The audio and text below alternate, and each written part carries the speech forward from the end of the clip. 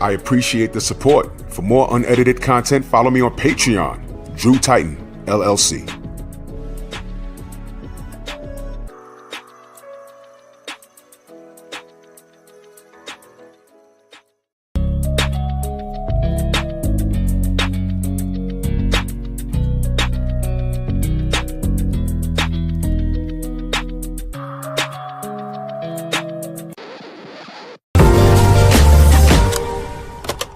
The Painful Excellence Podcast.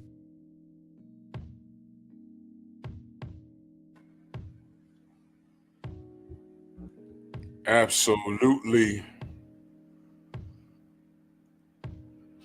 Drew Titan, Bronze on deck. Shout out to the mighty LDBC. This is the Painful Excellence Podcast.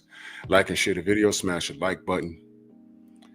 We are our own algorithm. It takes 2 seconds. There's an arrow right next to the like button. You press that.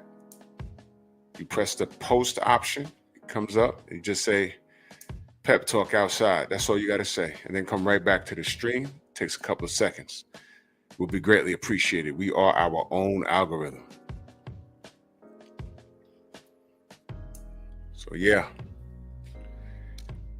We're going to talk a little politics today. Pretty much what I saw. And what does this mean to you? And what's your interpretation? To me, there is no right or wrong.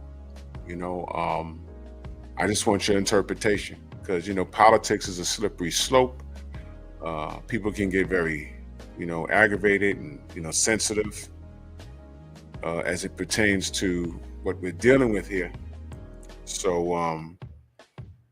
what I want to do is I'm going to play.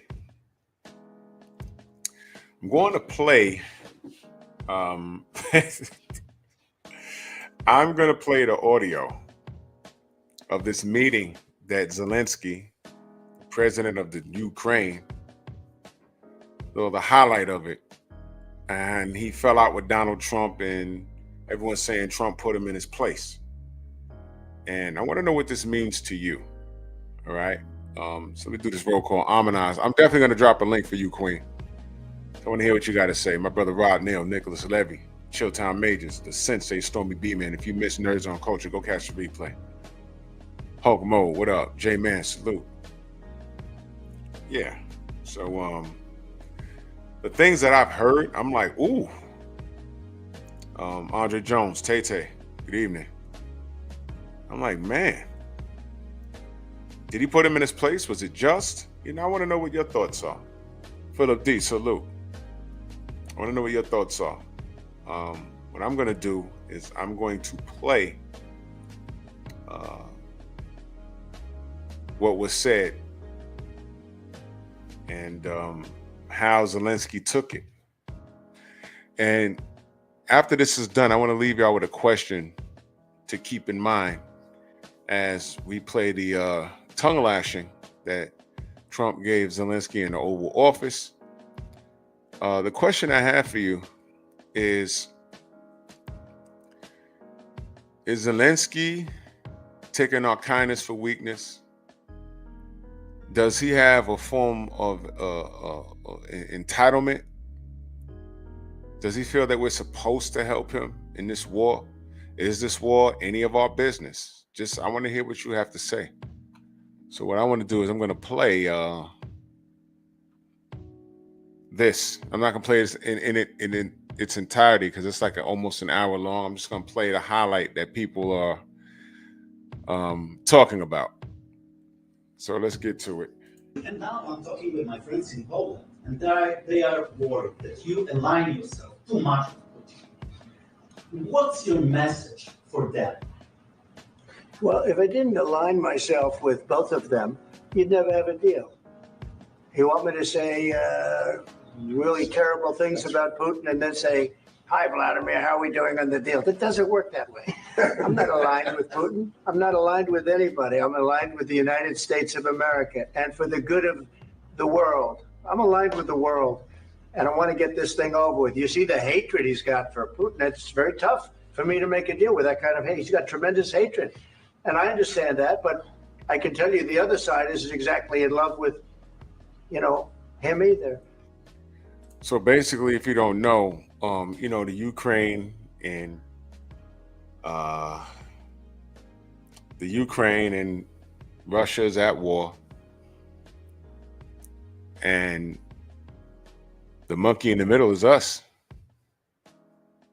And seems like Donald Trump wants to stop that war. And if I miss you in the chat, know that I love you, man. Salute. Eric Jordan, Young Hollywood. Salute. Philip D.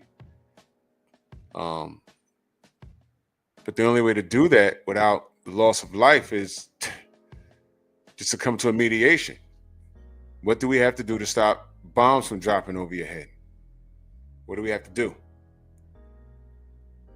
You know what I mean? So rather than arming you guys to fight off Russia, that's not going to end. It's going to put us in harm's way. So Jay Gibbs, salute. So what do you expect me to do? And it seems like Ukraine, this dude wants to scrap. But it seems like Trump is like, bro, without our help, you're not scrapping. And I don't want to scrap with Putin anyway. King W, what up? I don't want to scrap with him anyway. How about this? We're going to cut some deals so we can save some lives and we're going to survive. Save lives and survive.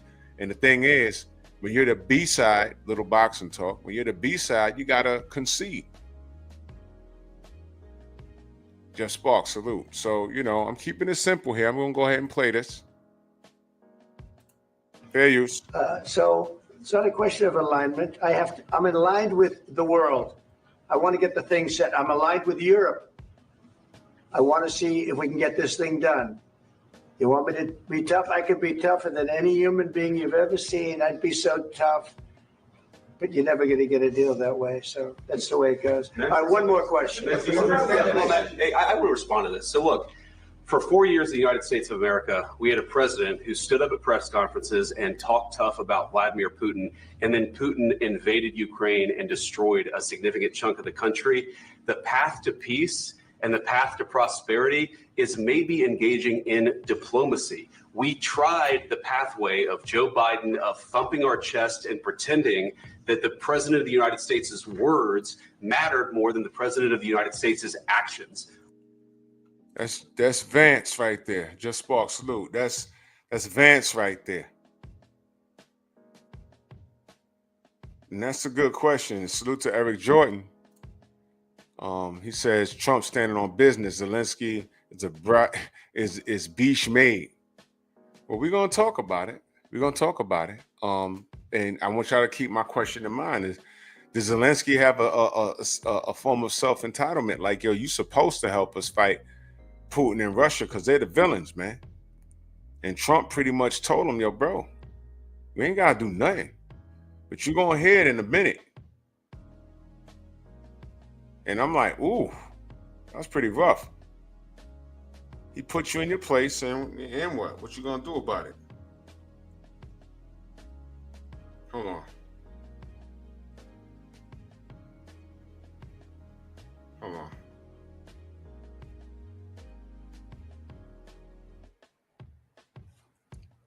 Had to text Blue real quick. Brown on boxing, salute. So it seems like they're standing on business. And let me be clear. Let me tell you why I'm talking about this. Let me be clear, y'all. I ain't vote for Trump. And I'm just gonna tell you where I'm at with this. I ain't vote for Trump. All right. I voted for Dr. Cornel West because I wanted to continue the discussion about reparations for Black Americans that are here. Now, the conversation I wanted to explore were how many generations are you going back? And I can go back on both sides of my family, my mother and my father, to the people who got off the boat. We landed in South Carolina on my dad's side, South Carolina. My mama's side was Mississippi. We was over there. We ended up over there.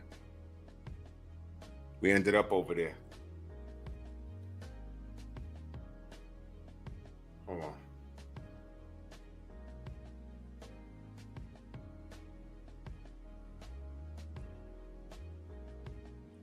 Hold on, I'm sorry.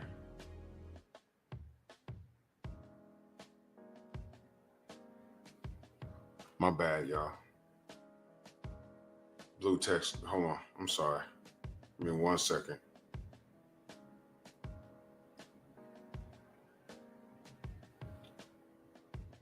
Hold on. I'm sorry. Media entry at 2. Eric Jordan, that super chat, much love and appreciation. He says Trump made Zelensky his beesh. Shout out to the ninja sword. Oh, you already know what time it is. Give power to my nigger sword! Yeah.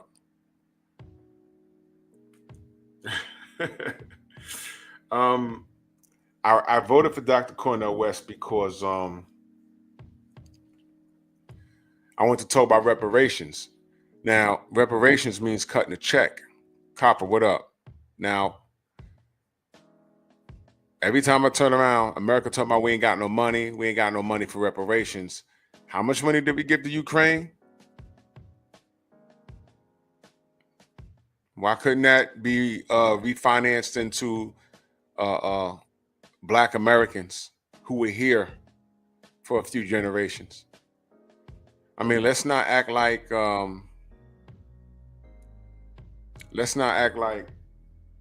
you know. I mean, so much to unpack here.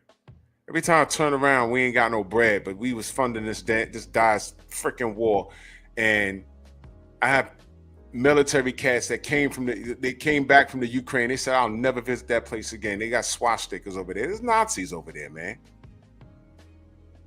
Forget Trump saying it. There was military dudes that I knew. One of them died. Said, nah, they Nazis all up over there, man. I ain't trying to go there. Pinball, what up? Ain't trying to go over there. Look at that, 380 billion in equipment and cash. For what? And it's not like Putin was slowing down. And what are we funding them for anyway? We got our own problems. We in debt to China. What are we giving them money for? And then he sits in the Oval Office, and I need y'all to understand something. It's deeper than Trump, y'all. I was talking about, man, let's talk about reparations.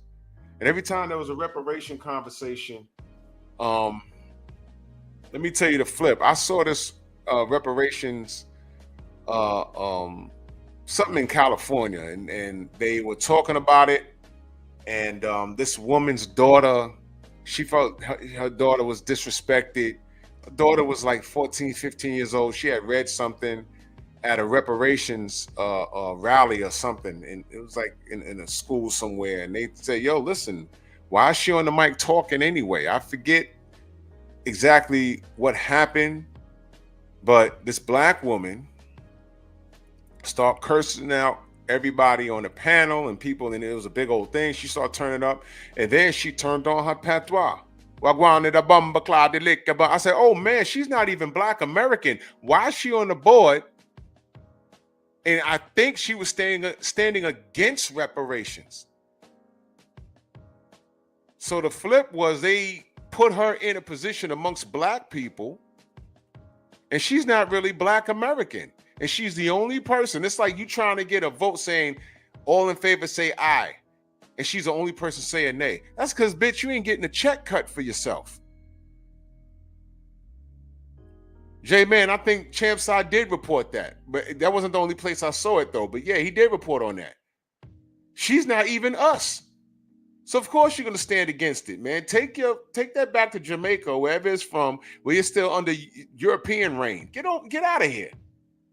Whatever you got going on in your country, but they're gonna put the blackface in there talking about, I don't think y'all should have it. What do you mean? It gets deep.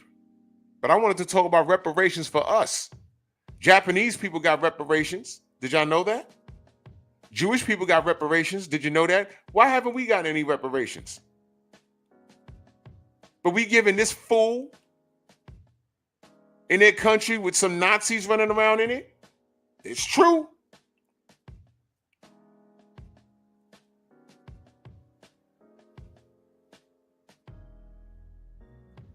Yeah, pray. I know Trump is not giving us reparations. What I'm saying is I voted for the man that wanted to have the conversation. You know what I mean? That's what I voted for. That's what I voted for. You see what I'm saying? But what I don't want another dime going to the Ukraine. For what? Can someone tell me why we're giving them money and make it make sense? We got all this other stuff going on here. Giving money to the damn Ukraine, sanctuary cities. What? Let's keep it simple. Phenomenal Mexican in that super chat, he said Zelensky thought Trump had grease in his eyes. Oh my God, here we go. Eric Jordan back in the super chat, he said the truth is that the California governor sabotaged reparations. Amen. Amen. Yeah, Travis. Hey, man. Like I said, Travis, I didn't vote for this guy. I voted for Dr. Cornel West. You see what I mean? We got a whole lot of stuff going on. Let's go back to this fallout in here. What makes America a good country is America engaging in diplomacy. That's what President Trump is doing. Can I ask you? Sure. Yeah? Yeah. Okay. So he occupied our parts, big parts of Ukraine, part of East and Crimea. So he occupied it on 2014. So during a lot of years, so I'm not speaking about just Biden, but those time was Obama, then President Obama, then President Trump, then President Biden, now President Trump, and God bless, now President Trump will stop him. But during 2014, nobody stopped him. He just occupied and took. He killed people. You know what the contact 2015. 2014. 2014 and 2015. 2014. Yeah. So I was not here. Yeah, but That's exactly right. Yes, but during 2014 till 2022, the situation the same. The people have been dying on the contact line. Nobody stopped him. You know that we had conversations with him, a lot of conversations, my bilateral conversation, and we signed with him, me, like a new president. In 2019, I signed with him the deal. I signed with him, Macron and Merkel, we signed ceasefire. Ceasefire. All of them told me that he will never go. We signed him with gas contract. Yes, but after that, he broken this ceasefire. He killed our people and he didn't exchange prisoners. We signed the exchange of prisoners, but he didn't do it. What kind of diplomacy, JD, you are speaking about? What? Y'all know what he's talking about? Rod 870 says they are allies and we agree to help them fight an enemy. 85% of those funds went directly to USA manufacturers like Lockheed, Boeing, and GE to produce equipment and hire more people. Okay.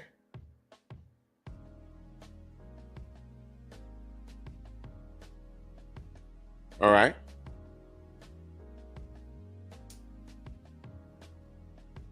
I want my reparations. I want my bread. I'm keeping it simple, Rod. Rod 870. I want my bread. To be blunt, I don't give a damn about anything else. I really don't. I want my bread. And thank you for breaking it down for me. But let me put this up for. Let me read this super chat real quick. He said California Republicans trying to keep the reparations bill alive. We're trying.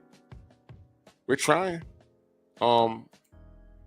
me put this up. We agree to help them fight an enemy. Is Russia our enemy, really? And let me tell you the play that Russia did. Did y'all peep? Did y'all peep what Russia did? Let me tell you what Russia did. Russia also pointed out, well, I already knew this years ago, but Russia already pointed out, he says, yo, there's Nazis in Ukraine. What y'all talking about? I said, ooh, that's ugly. But he did, I already knew that. He didn't have to tell me. You know, oh, there's Russians in the Ukraine? What? Okay, great. And then, you know what else this dude did?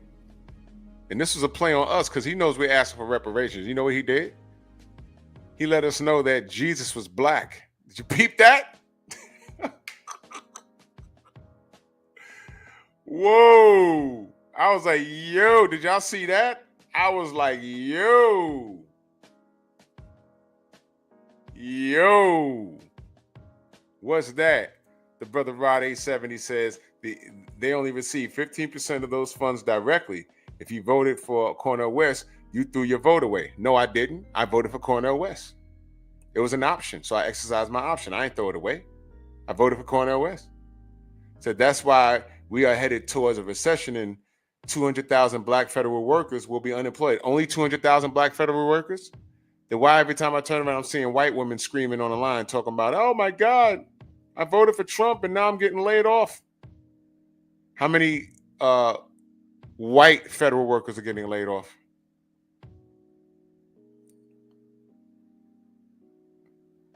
I didn't waste my vote at all. I love when people say that. Let me give you a little story, and this is how I relate it to. You know, let me explain something. It's a kid walking on the beach. The tide goes out. There's starfish on the beach. Some of them are dying. Some of them are dead. Some of them are alive. The kid starts picking up the starfish and throwing them back in the ocean. Up walks a grumpy white man. He says, hey, man, what are you doing? He said, I'm throwing these starfish back in the water. He says, man, there's too many starfish on this beach. You ain't gonna make a difference. He picks up the starfish. He said, look, I made a difference to that one. I made a difference to this one. I made a difference to that one. I made a difference to this one. So he wasn't wasting time. He was doing what he can. I couldn't vote for Trump. Couldn't vote for Kamala. I felt disrespected. So I voted for Cornel West. What was I supposed to do? Stay home? No. Ross says, well, you can forget reparations for the next 4 years. Republicans already said blacks don't deserve ish. Democrats are the only states looking into reparations. Cali, Illinois, and Washington, red states. All right, well, it's great. The Dems don't have the House now, right? But Kamala Harris, did she not say she wasn't going to do something only for black people? She's going to do something for the American people? There goes my reparations. What are you saying? I was better off voting for her? Okay. That's your opinion. You're entitled to it. Not I. Not I.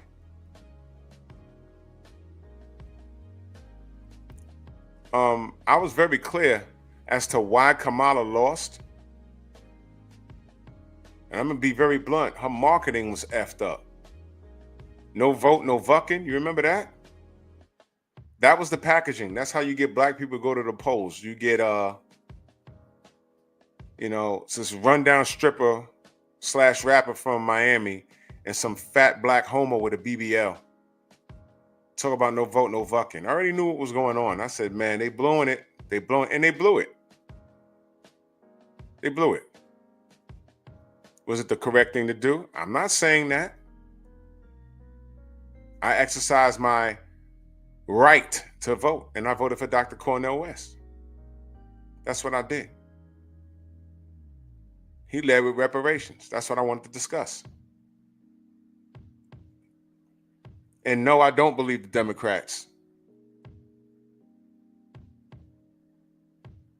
They'll tell us anything when it's come time to vote. Yeah, we're going to look at the reparations. Yeah, we're going to do this. We're going to do that. Okay.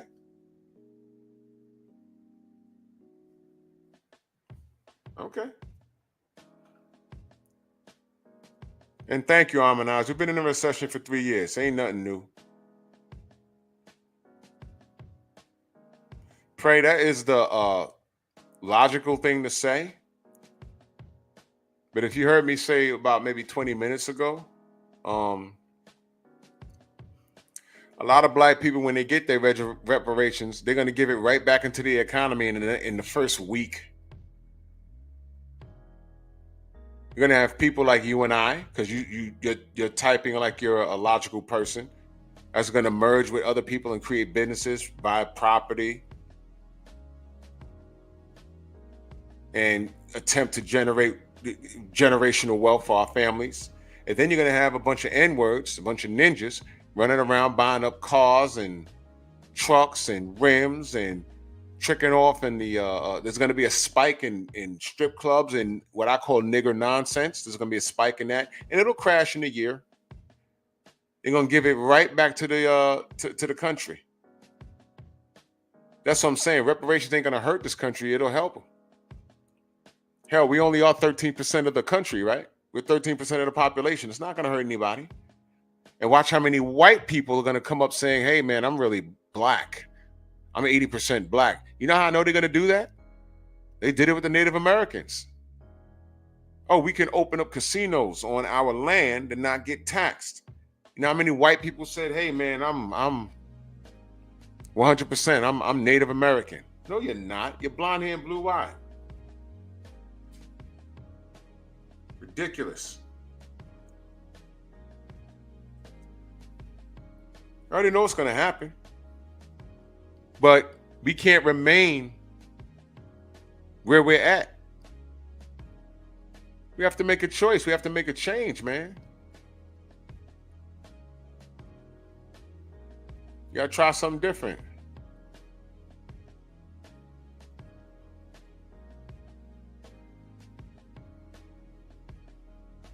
He says they are going to terminate 500,000 to 1 million. I only care about my people, 400,000 educated black federal workers that hold wealth. 50% will lose their careers. We have to vote smarter in our future. Now, did you hear what I just said, my brother? Reparations, I said most people that are smart, like you're smart, you sound smart, you're not being ignorant. This is just your opinion. That's why I'm dialoguing with you. Are you smart when you put your financial future in front of a boss? Or are you smarter if you own your own business? I just said, you know, I don't know what the check will be. Let me just throw a number out there. If I get a check for my reparations check, let's say it's, I don't know, I'm just throwing a number out, y'all. Let's say it's $200,000. Let's just say that. Me and my friends already had this conversation. We're talking about land, starting businesses, growing our own produce. But it's going to be something involving not being our own boss. This country, this the foundation of this country, it's based off of free enterprise. It's just that black people for 500 years been working for free. So now it's time for us to be owners. So I don't understand what you're saying, but when you talk about we have to vote for a smarter future, that's why I voted for Cornel West, my brother. Cut me a reparations check. Me and 4 of my friends, we know what we're doing. We wrote it out already. And it was a bit of a joke, but it wasn't, because we was like, yo, if we had the finances, this could work. We don't want to have a job. We want to be owners. And we wouldn't have to worry about 500 to 1 million black federal workers getting cut if we own something. So when you say we have to vote for a smarter future, that's what I'm talking about, brother. It's not voting to keep a job. Jobs aren't promised.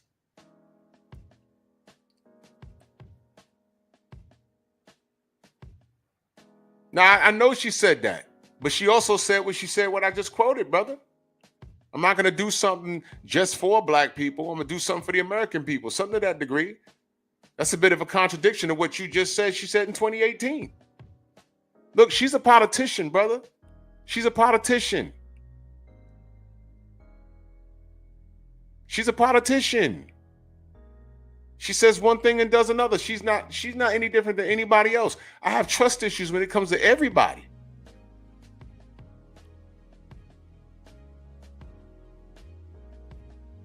Yeah, Rod, I know all of that. Well, let me ask you, Rob. Well, you know what? Let me drop this link. Because you sound like you want to talk. All right, so let's talk. Amanaz, come on on.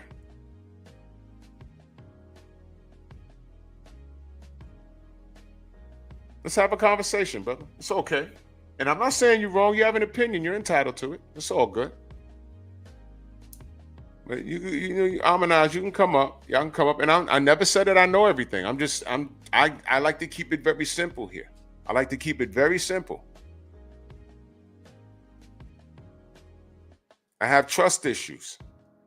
A lot of these politicians have told me they're gonna do one thing and they do something else. It's not new. This is politics.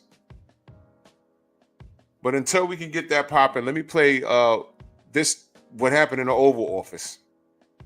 Because the Ukraine has our goddamn, in my opinion, they have our goddamn reparations money for a war they're not gonna win. What do you mean? I'm talking about the kind of diplomacy that's going to end the destruction of your country. Yes, but if you Mr. President, with respect, I think it's disrespectful for you to come into the Oval Office and try to litigate this in front of the American media. Right now, you guys are going around and forcing conscripts to the front lines because you have manpower problems. You should be thanking the president for trying to bring an end to this conflict. Have you ever been to Ukraine? Did you say what problems we have? I have been to. Count once. I've actually watched and seen the stories, and I know what happens is you bring them on a propaganda tour, Mr. President. Do you disagree that you've had problems bringing people into your military? And do you think that it's respectful to come to the Oval Office of the United States of America and attack the administration that is trying to prevent the destruction of your country? Whoa, he said he tried to prevent the destruction. A lot of questions. Let's start from the beginning. Sure. First of all, during the war, everybody has problems. Even you, but you have nice ocean and don't feel now, but you will feel it in the future. God bless. You don't know. Here we go. God bless. God bless. You will not have war. Don't tell us what we're going to feel. We're trying to solve a problem. Don't tell us what we're going to feel. I'm not telling you. Because you're in no position to dictate that. That's exactly. All right, so it escalated from there. But real quick, Amanaz, the link is in the chat. Rob, what's going on, my brother? How you feeling?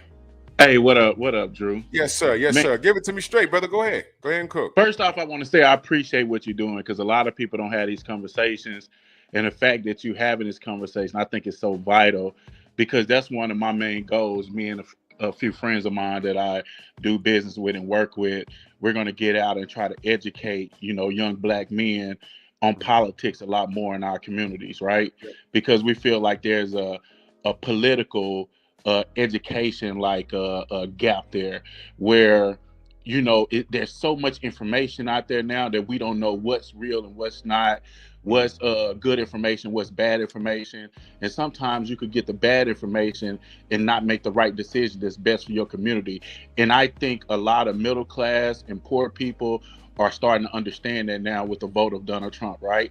Because just like you said, when I typed that Black people lose their job, you say how many white people, and you were 100% right, because there's a lot of whites out there that I'm from Arkansas, right? And most people from Arkansas that's white that's poor voted for Trump, and it's just bad now because they voted against their own best interest. I get that. Yep, exactly. It's crazy. And so most of them on welfare, most of them on Medicare, need Medicare to get health coverage and things of that nature. And they're going to cut into it. If you look at their tax plan, they're going to cut into that by I think it's $885 billion over the next 6 or 7 years. Oh my God. You're talking about cutting about 15% out of Medicare, which some people will look at that number and say, oh, it's only 15%, but you're talking about 7 to 8 million people that's going to lose coverage, right? And so that's how you're looking at it. So what I say, and I don't want to I don't want you to think I disrespected you. That's why not at all. When I say your vote for Cornel West was a throwaway, the only reason I say that is because I respect your vote. You voted for who marketed to you the best and who spoke to what you wanted in a politician, right? And I respect that 1,000%. But I believe that as Black people, we have to vote for the opportunity to win, right? Because we're trying to win the game. And let's just say hypothetically, Cornel West being a Green Party member I think he was Green Party Independent, one of them, actually won the race. Now, for him to pass any laws or do any reparation, he has to have the House and the Senate, right? Mhm. So for him to get those laws passed, if he's the only independent, if he's the only independent Green Party member that's in the entire government, who's going to be his ally? The Republicans not going to vote with him. The Democrats are going to ask for so much that you're basically going to be a Democratic president because they are the only ones that's going to go with you. So when I say we throw our vote away, sometimes it's not. This was fucked up about politics, Drew.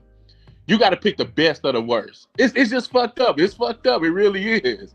Because you got to pick the best of the worst. Because Kamala had her issues. But what I tell people about Kamala, like when you were saying that interview, I tell people all the time, I said, look at the entire interview. Because if you look at the context of what she said, right, the woman was asking her about her policies. And she was breaking down her policies. And she said, my policies, it's just like this, Drew. If you got 100 men in the group, right?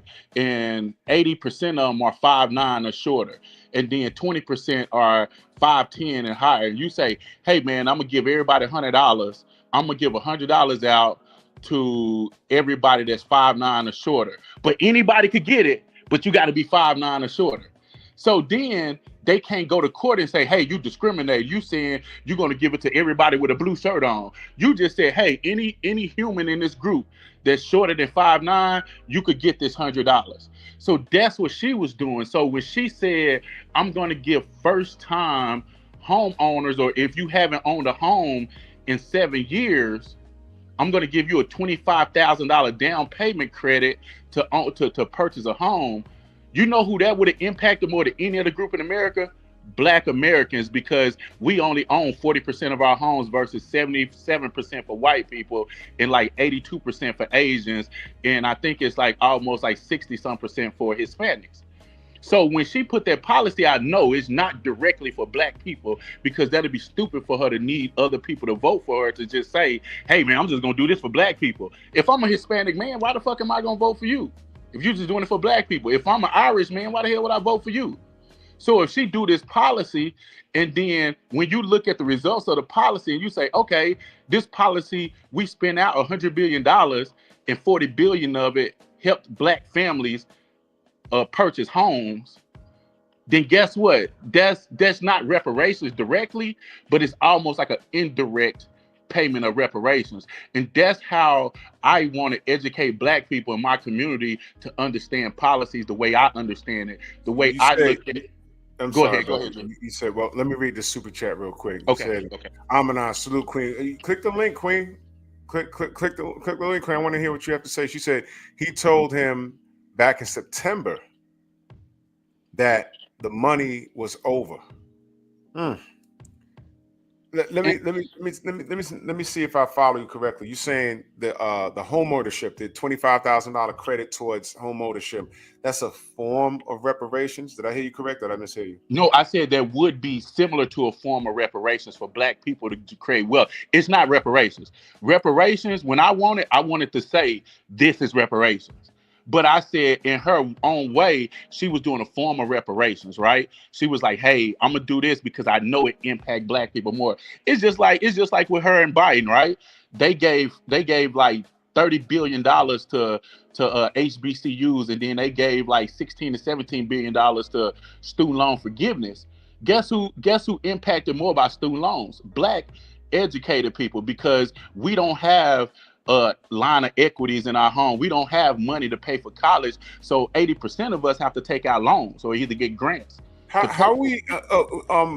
So you're saying, okay, $25,000 towards home down ownership, payment.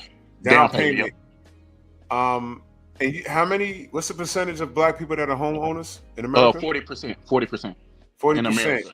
So it's 44% in my state. In Arkansas, it's 44%. Okay, so increasing black home ownership, what position does that put us in? So if you look at economists did a study over the last like 60 to 70 years, and the biggest creator of wealth in white families, the reason they have so much wealth in Asian families is from home ownership. So everybody ain't going to be an investor. Everybody's not going to own a business because everybody ain't got that type of mindset and that type of drive to own a business. Most people are going to work, you know. So if you're not an investor, you don't understand the stock market, the easiest thing to do is for you and your wife to buy a house. Like, I'll give you an example. Me and my wife bought a house here in Arizona 3 years ago. I think the housing market was kind of like flat, and I was able to get this house for like $460,000, right? And Okay. then I just got my assessment review this year, and it's already worth $579,000. So you're up So, and I've 100K. only had it for 2 years. So if I keep this house another 10 years in Maricopa, where this community is growing and building, I might have $1 million house to pass down to my daughter in like 10 years. So that's wealth to generate. That's how the two ways to build wealth is what black people need to know. You're not going to be P. Diddy. 9 out of 10 times you're not going to be P. Diddy. 9 out of 10 times you're not going to build a business that's going to sustain long enough to build generational wealth. It's just the percentages are just against you. We have to understand data and percent. Not saying you can't do it. I'm saying try it, but don't depend on it. Your backbone to wealth generation, generational wealth is going to be through home ownership and through life insurance. My father died 3 years ago. Ask me how much life insurance he left me. $0, 0 cents. Yeah, Because that's a whole other conversation, brother. exactly. I got you, brother. I know. Yeah. He didn't believe in it. He didn't think he was gonna die. Now Nah, let's you say need that. hypothetically, if my father just went and got a policy for $500,000, I could have took that money and bought two or three more homes with it, and did something with it to build more wealth for my family. But we don't think that way. We don't think about home ownership. We don't think about life insurance. That's the biggest wealth generation of most families in America. Everybody's not going to be Diddy. Everybody's not going to be Warren Buffett or Jeff Bezos. Everybody's not going to be LeBron James or Carmelo Anthony or Floyd Mayweather or somebody like that. So you got to think about it from a statistical standpoint. So the I work. easiest, the easiest. Go ahead, sorry, Drew. brother, the easiest, in your opinion, and this sounds great. The easiest way towards generational wealth is via home ownership. You're for that home Yes. ownership. That'll be the best way towards Couple with life insurance. Couple with life insurance. You and your wife should have life insurance on yourselves for about $500,000 more. Yep. Yeah, I've been up on that. I work. Yep. I'm in New York. You know, I work for transit. I know I need it, brother. I could go See, to I work work in the rail industry too. You work on the transit side. I work on the freight side. I've done a little bit of work on transit with Amtrak, though. I did about 2 years of general manager. So our jobs, our money's there, but at any day, something crazy could happen. Yep, exactly. So we need insurance is a big thing. And my brother-in-law passed away 2 weeks ago. Doing good. Talked to him.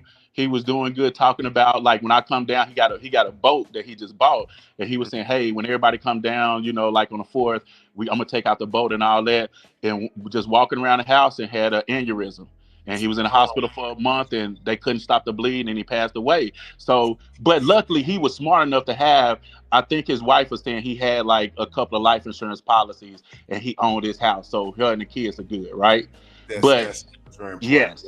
Let's say if he didn't have anything. So we got to think about that. So when I look at Kamala policies, her policies focused on that. And I think a lot of people starting to realize it because, like, yeah, she wasn't the perfect. You're right, Drew. She wasn't a perfect candidate. She was like one of those manufactured politicians, right? They put her in the cookie cutter, and then they cut her up perfect, and you know, she would say all the right shit and say all the stuff, but she understood the thing about it. When politicians been there for 30, 40 years, they understand politics. I give you a quick example. Somebody just sent you a super chat about Ukraine. So here's what people don't understand about the Ukraine deal, right? So Ukraine funding is for our allies to protect us. Let's say, Drew, let's say you live in New York and you live on one block, on block, I don't know, block 20. And then over on block 30, your enemy over there, and that's your arch enemy. That motherfucker could do anything. But you got a homeboy that live on block right across the street from him.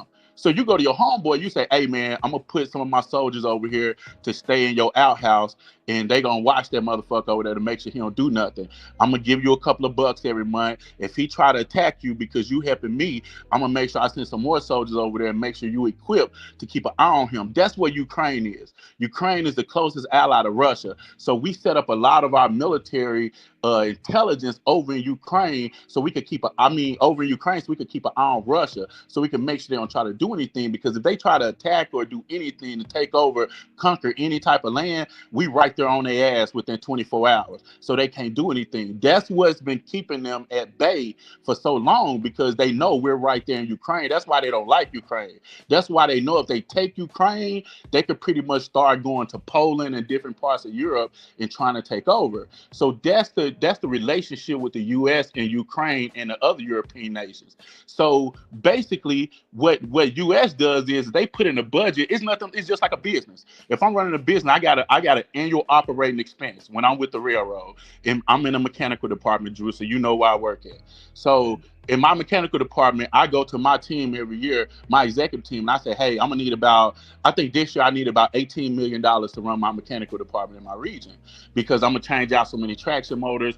I'm gonna do some contracting work when we have derailments. I'm gonna do some things like that. So I kind of estimate that budget. That's what Ukraine money is. It doesn't hit us on a deficit. It's a part of the operating expense, and it's only like 0.5% of the money. It's sitting there so we can protect ourselves from Russia. So here's what happened. And I'm gonna break this down real quick. So let's say, for instance, Drew, they need money. So they'll come to President Biden, they'll say, hey, we need 30 tanks, we need 1,000, ARs, and we need 50,000 bombs. I'm just gonna say some shit like that. So they estimate, okay, that's gonna cost about $30 billion. So like, all right, cool. No, let's use a realistic number, $500 million. So then Biden would go to Congress and say, hey, out of that budget we got set aside for the Ukraine, we're gonna need about 500 million out of there, because they need some new tanks, they need some jets and all that shit. Like, all right, cool. So Congress say, all right, we got the funds, they'll approve it, boom, they give Biden the money. So here's what Biden does with that money. He don't just get a check and send it to the Ukraine the way the Republicans and Trump them try to make it seem. What he does is he's smart. The U.S. is smart with that money. So they say, hey, we got these old tanks that's been sitting out there for 10 years, and we usually upgrade them every 10 to 12 years. Send those old ass tanks to the U.S. to Ukraine, and then we're gonna have Lockheed, GE, Boeing build us new tanks for ourselves. And guess what happens when we start building new shit? I got a homeboy that work in the manufacturing plant in Fort Worth with Boeing. They start getting overtime. They hire 1,200 more people. Money starts to circulate in the economy, and people start to use the money here. So are we even trying to win the war? Yeah, we're trying to make sure Ukraine win the war. So that's why we're sending them our old shit. How do we win if it's just a revolving door? You can't really beat Russia on the floor like that by sending them stuff. I mean, what are we doing? No. So what you're doing is they're fighting their own war, right? So what you're doing is you're saying, hey, our thing is not to win this war. Our thing is to make Russia quit, right? So basically, so what Russia is trying to do to the Ukraine, because Ukraine is so small, they just trying to outlast them, right, Drew? It's just like we aren't really that much better than you, but we bigger than you. You have 50,000 men to lose. We got 150,000 men to lose. So we just gonna keep fighting till all your men die and you surrender. So that's basically what they trying to do. But with the backing of the U.S., they don't ever run out of resources. So then Russia start running out of shit. That's how we beat Russia in the Cold War. You remember? We just outspent them. That's all we did. So that's what they're doing now. That's why Ukraine, without the U.S., Russia would have took Ukraine in like maybe 2 months, Drew. But with the U.S., they've been fighting them for like 2 years now, and Russia is getting weaker and weaker. Let me ask you, you don't think that Trump is trying to be more diplomatic without the loss of life by doing this? No. What Trump is doing, he's playing a game, right? So Russia is really our enemy. So anything Trump is doing to help Russia in this thing is bad for us, right? And bad for NATO. That's what we have to remember. So what Trump is doing is exactly, see, if you remember, Kamala called him out on this in the debate. and that was part of the reasons why she won, because she broke down how we need Ukraine to make Russia quit or run out of resources, because when they do that, then you could stall Russia, because Russia is like one of them bullies. If it get past Ukraine, it could be problems. Now, we could kick their ass if we want to, but then now you got a bigger problem, because now he's bigger, he's stronger, and now you got to say, fuck it, we got to go to World War III and just shut this shit down in the European countries. That's basically what you're trying to avoid. So basically what's happening is with Trump, Zelensky, I like the way he stood his ground, right? But then at the same time, he gave Trump what he wanted, right? Because the only thing Trump wanted to do was show the American people, because here's the game they played, Drew. You gotta look at this shit deep. So what they did, Drew, was they said, hey, here's what we're gonna do. We're gonna tell everybody, like, they sending Ukraine $800 billion. They sending Ukraine $800 billion, when they knew, the Republican politicians, Drew, knew that money was going to U.S. companies. That's why our GDP is high. That's why our unemployment was low. That's why the stock market was hitting record highs under Joe Biden the last 2 years. That's why the economy was strong. Until Trump got in and started doing these tariffs and firing motherfuckers, where now it's showing that it's weak. Only issue Biden had was he couldn't stop corporations from price gouging us. The prices went high because of inflation. Inflation was at 2.7%. They cut interest rates like 6 months before Biden got out. So the inflation was good. It was just corporate companies had gotten us used to paying them high prices, so they kept price gouging us for no reason. But everything else about the economy when Biden got out was strong. Everything, because of things like that. So when you look at this Ukraine war, Drew, and you look at what's going on, Trump them is playing a game where they're helping out Russia. Because if you look at several people on his team, they're pro-Russia. And that shit is scary. They playing this tricky game. But Putin, trust me, Putin was happy Trump won. And what Trump is going to do now, he froze those funds. And so with him freezing those funds, if those UK countries don't come and help the Ukraine, Russia going to take them in about 4 to 5 months. And let then me it's going to let me go to Village Brother. He's been waiting. yeah, go to bed. Yeah. Village Brother, salute, brother. Hey, Drew, I just wanted to real quickly touch bases on a couple things that Rod had already said. So one big thing that actually, let me ask you this question: when did Trump immediately when he lost to Joe Biden? When did Trump's campaign start? I kind of gave you. I think it started like a year after he lost. Like he's been campaigning for like 2.5 years. I'm a disagree with you. It's gonna be 2020. It's gonna be 2020. The immediately after he lost, I was kind of giving you could say that. You know what I'm saying? Because he was kind of whining for a little while, so I don't give him that. We knew he was gonna run, but he was kind of whining for a while. He got serious like maybe 2.5 years ago. Right, but I'm saying he kept him. He, as opposed to normal presidents, after they like go off in a distance. You might see them here and there, but for the most part, they stay out of the public eye.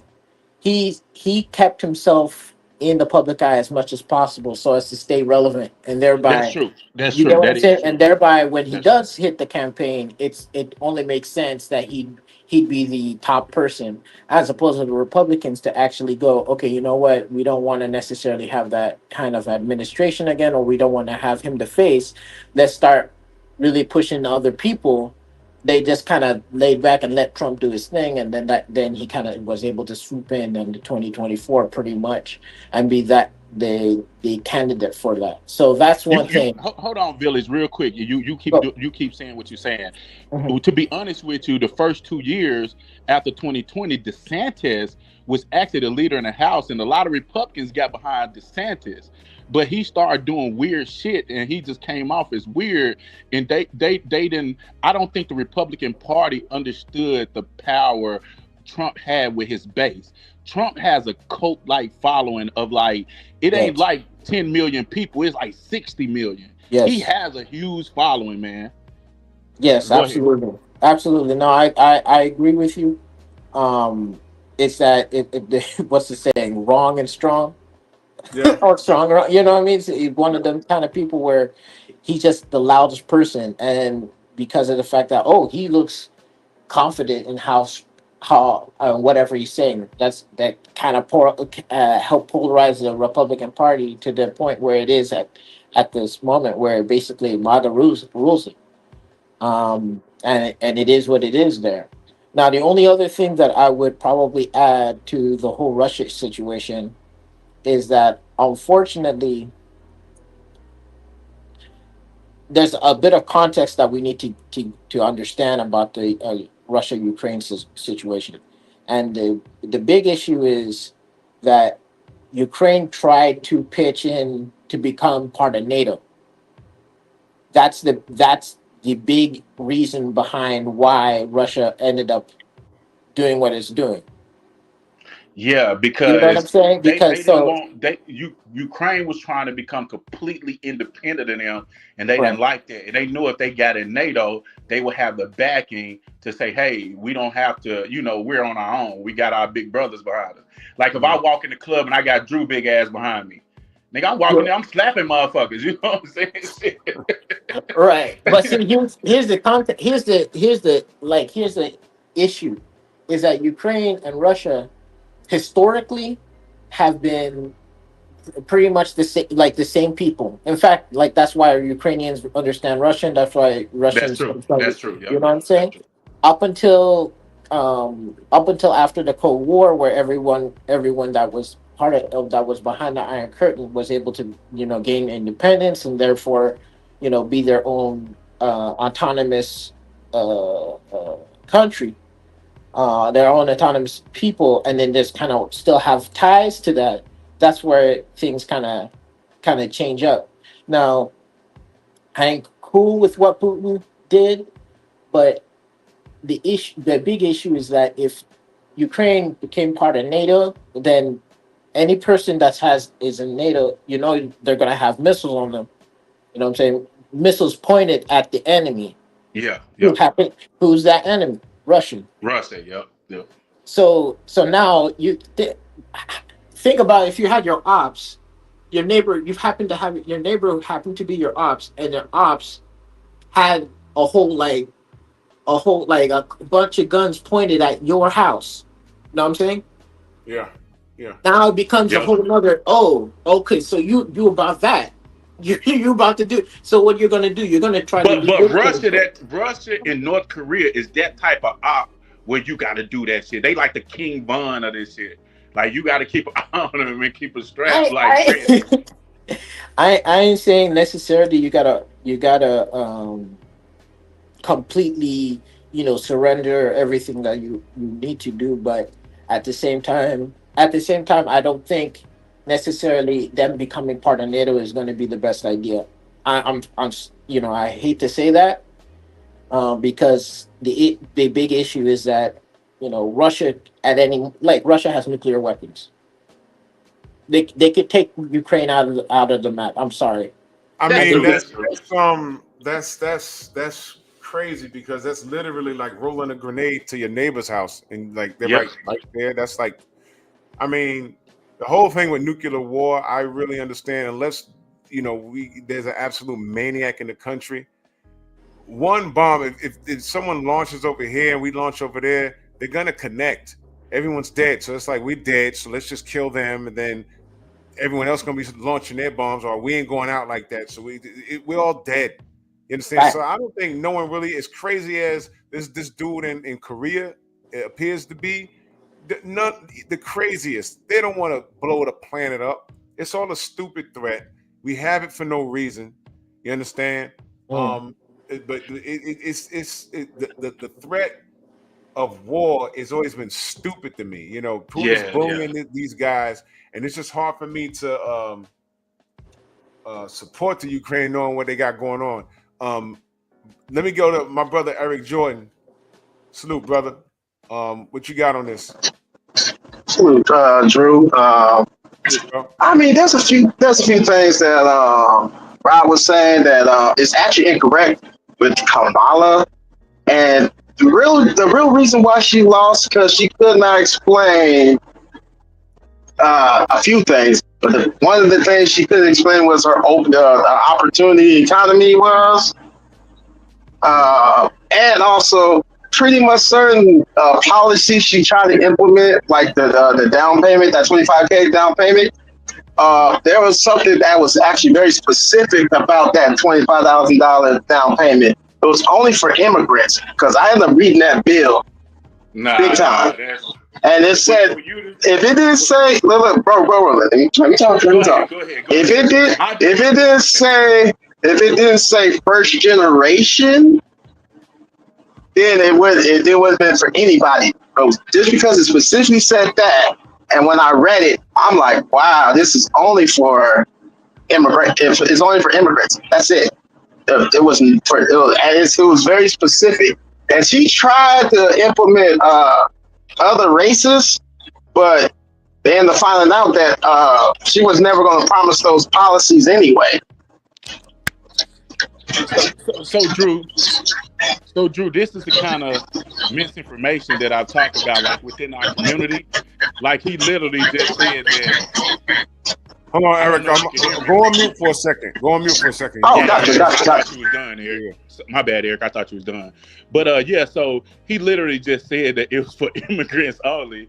Like that is like so wrong. Like Drew, I just want you, when you finish this call, just go to her website and read it for yourself.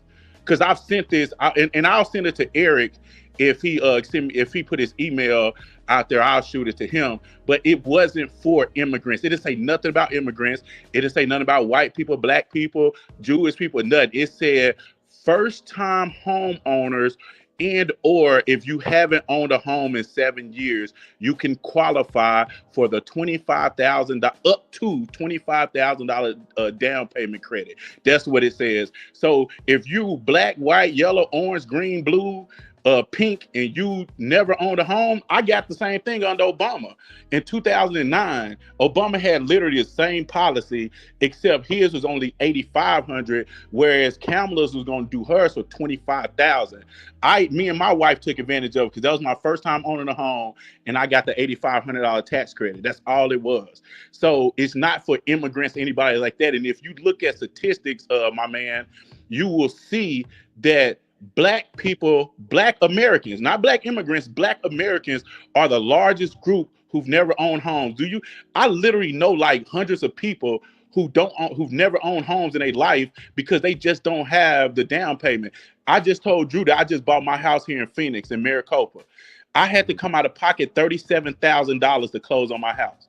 Now, how many people you know got $35,000? The day that I closed on my house, I had to give the title company a $26,000 cashier's check. It ain't many people that got that type of money just sitting around. Not saying I got a whole lot of money. I got a bonus and I saved for it. I did like every other middle-class American would do. I'm not sitting here trying to brag or nothing, but most of my friends, they barely got $2,000. And if something happened, they got to call somebody to get the money to fix their car or do something like that. So when you look at that policy was for first-time homeowners, which the Black community is the lowest homeowners in America. So we would have been able to take advantage of it more than any other group. It wasn't for immigrants.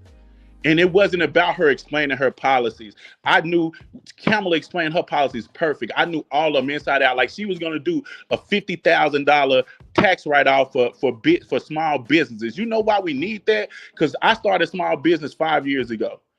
I only had like $5,500 in tax write-offs. So now she was finna raise to $50,000. And you know how she was going to pay for it? I even tell you that. She was going to raise the taxes. So right now, the top 5% in corporations, which I work for one, Trump dropped their taxes from 25 to 28% to like 15 to 18%. She wasn't even going to raise it back to 25 to 28. She was just going to raise it up to like 22, 23. And Harvard economists, you could go look at that article, go research it. Harvard economists on Kamala economic plan pointed out how her just raising the taxes on the top 5 richest people and corporations in America would have produced enough tax revenue for the next 10 years to pay off her economic plan. Just by raising it from like 18%, 15 to 18 to like 20 to 22%. That's what she was going to do to pay for it. So she laid out how she was going to pay for it. She laid out what it was. She laid out what it was going to do. She laid out how it was going to impact every group in America. So yeah, it was going to be for everybody, but we was going to be able to take more advantage of it than any other group because we don't own homes. I'm just being honest with you. It said nothing about immigrants. And my email address is rodneydmcgee@yahoo.com. If you can put it in the private chat. You can put it in the private okay, chat. I'll put it in the chat. If you got something that say immigrants and you send it to me and it's a reputable source, I will get back on Drew channel the next time he had one he calls and I apologize to you and I'll buy you lunch. But I'm 1,000% sure it ain't for immigrants. All right, go ahead, Drew. That's all I had to say because he said I was false about it. He said I was wrong about it. Go ahead, Eric Jordan. Okay, so I read her policies when she first brought it out, and when I read it, if she rephrased it, I did not know about it. But the point is, even when I listened to her lectures and everything else, her speeches, she only spoke for like less than 15 minutes. But nearly every time she always will mention first generation. And you got to catch on to certain terminologies that Democrats do say. And I started really checking all their policies to actually pass. And most of the time, in general, that they was really only helping out LGBTQ and immigrants. That's really what it was on. Primarily, I had to research back from 2016 down to 2008 when Obama was in office. So I did really my research on that. Hey Eric, can I tell you a few policies real quick? Just real quick. So the HBCU $16 billion policy, 80% of Black Americans attend HBCU. Black farmers have been trying to get subsidies for decades that they were missing out on. Trump during COVID, Trump gave white farmers like $10 billion in subsidies that Black farmers didn't get. I know about They started petition on Roland Martin. Biden and Harris signed an executive order that gave them direct payments of $3 billion. So that helped. They did the infrastructure bill. That helped out a lot of Black communities, build bridges, rebuild streets, put construction, do a lot of construction work that hired a lot of Black people. That's why Black unemployment was at its lowest. They also had a SBA loan executive order where under the Biden-Harris administration, more Black businesses received SBA loans in 4 years than they did in the last 20 years. SBA business loans that we need because you know how many I know of several small restaurants that went out of business in my hometown of Arkansas because they just didn't have money. They couldn't get the loans to upgrade their equipment. But executive order from Biden and Harris changed that. So when you look at policies, I'm not saying the Democrats perfect, dude. They aren't. They to me they full of shit just like the Republicans. But what I won't do is if Drew is offering me if I want steak and shrimp. And Drew say, hey, man, I ain't got steak and shrimp, but I got pork chops and eggs for you.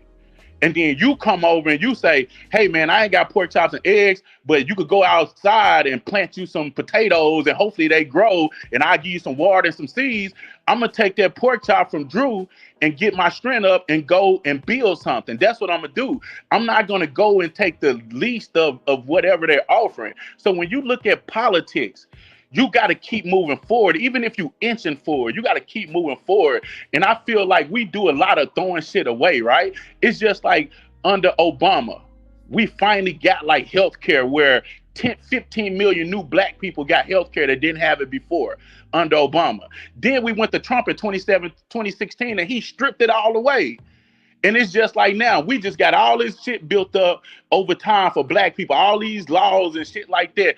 Think about this. Under DEI, we only receive 4 to 5% of the benefit with DEI, right? Now they just took it away. How much you think you're finna get now? Maybe 0.5%? Think about this. Black businesses under DEI received about $9.9 billion in government contracts, federal government contracts in 2023 under DEI. Trump just took that shit away on a federal level. What you think that number gonna be in 2 years when you look at it? Maybe 2 billion, Well, let me maybe ask you a 3 billion. question. Let me ask you a question. Yeah, go ahead. How did the migrants fit into everything that you're saying? Because the migrants is this, right? Mhm. So you come over here and you get American citizenship. Now you consider American. We can't cut you out of programs. The only thing they could do is if we get reparations, right, Drew? We could say these reparations are for descendants of slaves. Descendants of slaves. That's got to be the key word in it, right? So then other migrant groups can't jump in and claim and all that shit. It's for descendants of slaves, for Black Americans. But Now, if they become American, they're entitled to civil rights. no, unless they came over here. No, they are entitled to civil rights. You're right. They are entitled to civil rights because it's a law. What I looked at the migrant issue, because I live in a sanctuary city, for Pete's sake. If you didn't live here, you ain't see what I see. Yeah, I know. Crazy. I know you do. I know you and, do. The way I took it was, I said, man, they're trying to replace us. And they're going to give these guys all kinds of amnesty. They're going to be entitled to the same rights that, I should be entitled to, and my family on both sides. Both my parents been here forever. Now, Drew, real quick before you go, you keep going. Just understand this: it's not civil rights that those immigrants are protected under, right? It's not civil rights. It's the immigration laws that's fucked up. We need to have a reform of the immigration laws in the sanctuary cities and all that stuff, right? But the way they were treating them. They were treating them better than people that were on welfare that were citizens all their life. You know what the immigration laws say, Drew? If you come over here and you come to our border and you seek asylum, we got to house you, feed you, and give you your day in court. That ain't got nothing to do with Black people. My city blew about $4 billion housing those people. Yep. All I kept thinking was, that's my goddamn reparations money. It sure is. It sure, and I agree with you. I agree with you there, but it's not on it's not on any one person. It's not on the civil rights law, right, Drew? That shit is on the immigration bill. They need to do a whole reform of our immigration laws. They need to hold those people at the border and send their ass right back. You don't need to bring them into our country and house them for 6 months just to get one day in court to seek asylum, right? You change the law to say, if somebody come to our border, we're going to interview you and we're going to talk to you right there at the border. You spoke about home ownership, and that's dope. But Chicago, New York, we start purchasing homes. The crazy thing is, they move those migrants into our neighborhoods. They weren't up in the highway for me in Greenwich, Connecticut. They were in the hood. I don't live in the hood, but they were in the hood areas. They closed up schools. You know what I'm saying? And I'm like, it's like a clusterfuck. It's like you buy a home, now you're a homeowner, but the migrants are on your block now. Yeah. It's like it didn't make any sense. So it's like hustling backwards. You feel me? No, Drew, you're behind purchasing a home, but when you purchase a home and you got migrants up the street from you, what's the point? Yep, that's true. Hey, Eric, if you're trying to talk, man, it sounds like your shit just like echoing. Yeah. Oh, Eric, I was just waiting, bro. That's the main thing. I was just waiting. I wasn't trying to respond. I was letting you. I was just listening. Well, pretty much, bro. This is what I mean about this, because in my state alone, I live in California. I live in the worst state, playing out. When they was basically promising on a particular bill, and it actually passed, right? And pretty much Gavin Newsom, my lame ass governor, pretty much he ended up passing the bill because it looked really bad, because he basically sabotaged. No.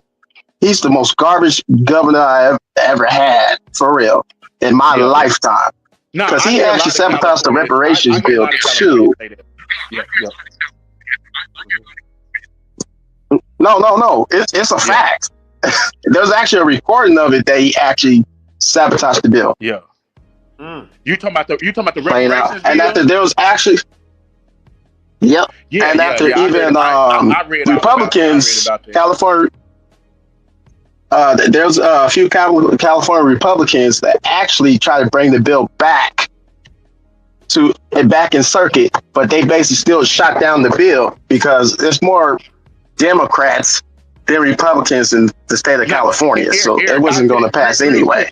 Real quick, Eric. With that, I follow that case real close because I have like 3 locations in California. I got a location in San Jose, I got a location out in Fresno, and I got one up in American Canyon. So I'm out there quite a bit in the California. So you basically area. Up in Central or Northern California. I got a small location out in San Diego. The small location now near the border down there by Tijuana. Literally all of them speak Spanish in the warehouse.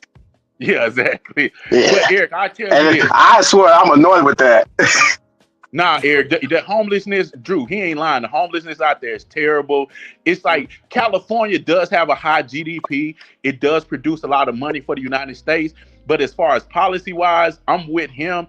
I like Gavin Newsom because I like the way he challenged Republicans, right? But I tell you this, Eric, those 2 Republicans are full of shit. I did some background checks on them because I was kind of surprised. I'm like, damn, I said, so I saw where the bill failed because the Democrats who was pushing it felt like they didn't have the right stuff in there and it would eventually landed on nothing. Like once they passed it, incorrect. So I'll say incorrect because pretty much if it passed through, it basically goes to Gavin Newsom, and it's basically his decision to pass it or fail it. No, yeah. But what I'm saying is they didn't want to pass it through. It's just like if I'm doing a report and they say, "Hey, you want to turn this report? I'm gonna grade it when you turn it in, and that's gonna be it." And a few Democrats was like, "Nah, we ain't gonna do that shit." So Gavin Newsom told them like, "Well, if you don't feel good about it, don't bring it to my desk. Because you bring it to my desk, I'm gonna sign it, and it ain't gonna lead to nothing, right? Because they didn't have no." Gavin Newsom did not want to pass that bill at all. I don't think he did either. I think he knew. I think he knew that it was just gonna be one of those deals to where they was gonna do that study. Because it was only a study. They was gonna do a study on reparations, and what they had in a bill wasn't detailed enough to lead to what they was trying to lead to. It was just gonna be like a big ass study to waste money. Incorrect. It was detailed enough, playing out for the money and everything else. Gavin Newsom still never wanted to pass it. No. I'm not saying that it has some stuff in there, but I'm saying me listening to the people that actually wrote the bill, saying like they was having discussions and it was certain things that this basically what they did. This how bills work. You drag your feet and you don't have it ready. It's just like you saw where the House Republicans they passed a template of a bill. That just means that the bill ain't ready yet. They got to finish doing some stuff. Well, on the state level, it don't really work like that. Can I ask you a question? Yeah. Okay, so why did they pass a bill for immigrants to have a down payment of $100,000? That passed in the House, and Gavin Newsom had to can it. I got it. You got to send me that. You got to send me that. That was the same time. That was like 3 months before the debate, before the election. I remember that playing out. A lot of people was outraged because of that. That's what I'm saying. I heard a lot of I was there, but I never saw the actual bill. I never saw the bill. Oh no, bro, I was there. But what's the bill? That's why I know this. I forgot what the bill's name was, but you can check it up on the California website. But I was pissed off. I was super pissed off on that bill. I'm like, how does this pass? And the reparation thing didn't pass. It was not even about money. It was basically about land, handing land back to people that actually got robbed. Here's the thing. What frightened a lot of Americans, and Black Americans in particular, with Kamala and Biden, as much good as they did do this migrant thing, we didn't understand what they were doing until these guys started turning up in our neighborhoods, and they were eating up a lot of the financial resources, and then we were just sitting here left saying, "Yo, we're having our reparations, where's our money?" Hey, Drew, let me ask you something. Let me show you how they play games. Let me ask you something. What Mexican city does New York border? It doesn't border one, do it. The Mexican city, like Mexico, does it border anywhere in Mexico? Oh no. No, New York doesn't do it. It doesn't at all. Illinois doesn't border Mexico. California is the only one. So Eric, you might have an argument that California is the only one. I California, live here in it's Phoenix. California, Texas, New Mexico, and Arizona. Exactly. That's really all the borders. So here's the game that was played, right, Drew? So you got DeSantis, who was a Republican governor in Florida. You have a lot of immigrants turn up there, like Cubans and Haitians and people like that turn up in Florida. Then you have Kemp in Georgia. So as those immigrants turn up in Florida, they kind of make their way up to Georgia, right? And then you had the governor of Texas, who is also a Republican, right? So what they did is this. If you don't take my word for it, Drew and Eric, just go look this up when y'all get out the Eric, car. mute real quick, and unmute when you Go. ready to speak. Yeah, go ahead. Go ahead. So Eric, when you and Drew get out the car, y'all go research real quick and see. So what happened was these immigrants were these illegal immigrants was turning up in these Republican states. And if you remember the news, they was like, hey, y'all sanctuary cities, so we're gonna start busting them up to y'all. So if you remember, DeSantis, Kemp, and Texas Governor Abbott was busting immigrants to New York, flying them out to California, flying them out to Chicago, to sanctuary cities. It was a political game they was playing. It was a political game. So so when these immigrants get to your city, they know these cities they are sanctuary cities. So they just not gonna turn them away and send them back, because the law says you have to take them in, house them, feed them until they get their day in court. And that's the whole key. So it wasn't a Democrat doing it to you as much as a Republican playing a game. It's just like when Biden and Kamala and the Democrats did a bipartisan bill with all the Republicans to shut down the border in 2023, to shut everything down. Trump came out. Check this out. Let me, because I like to keep it so simple here. Yeah. You got siblings, right? Yes. Are you the oldest? Middle child. You're the middle child. So you have an older brother, older sister, whatever. Was there ever a point where the parents left you in the house and you say, watch your brother and your sister, right? Yep. When y'all messed up and parents came home, who got in trouble? The oldest.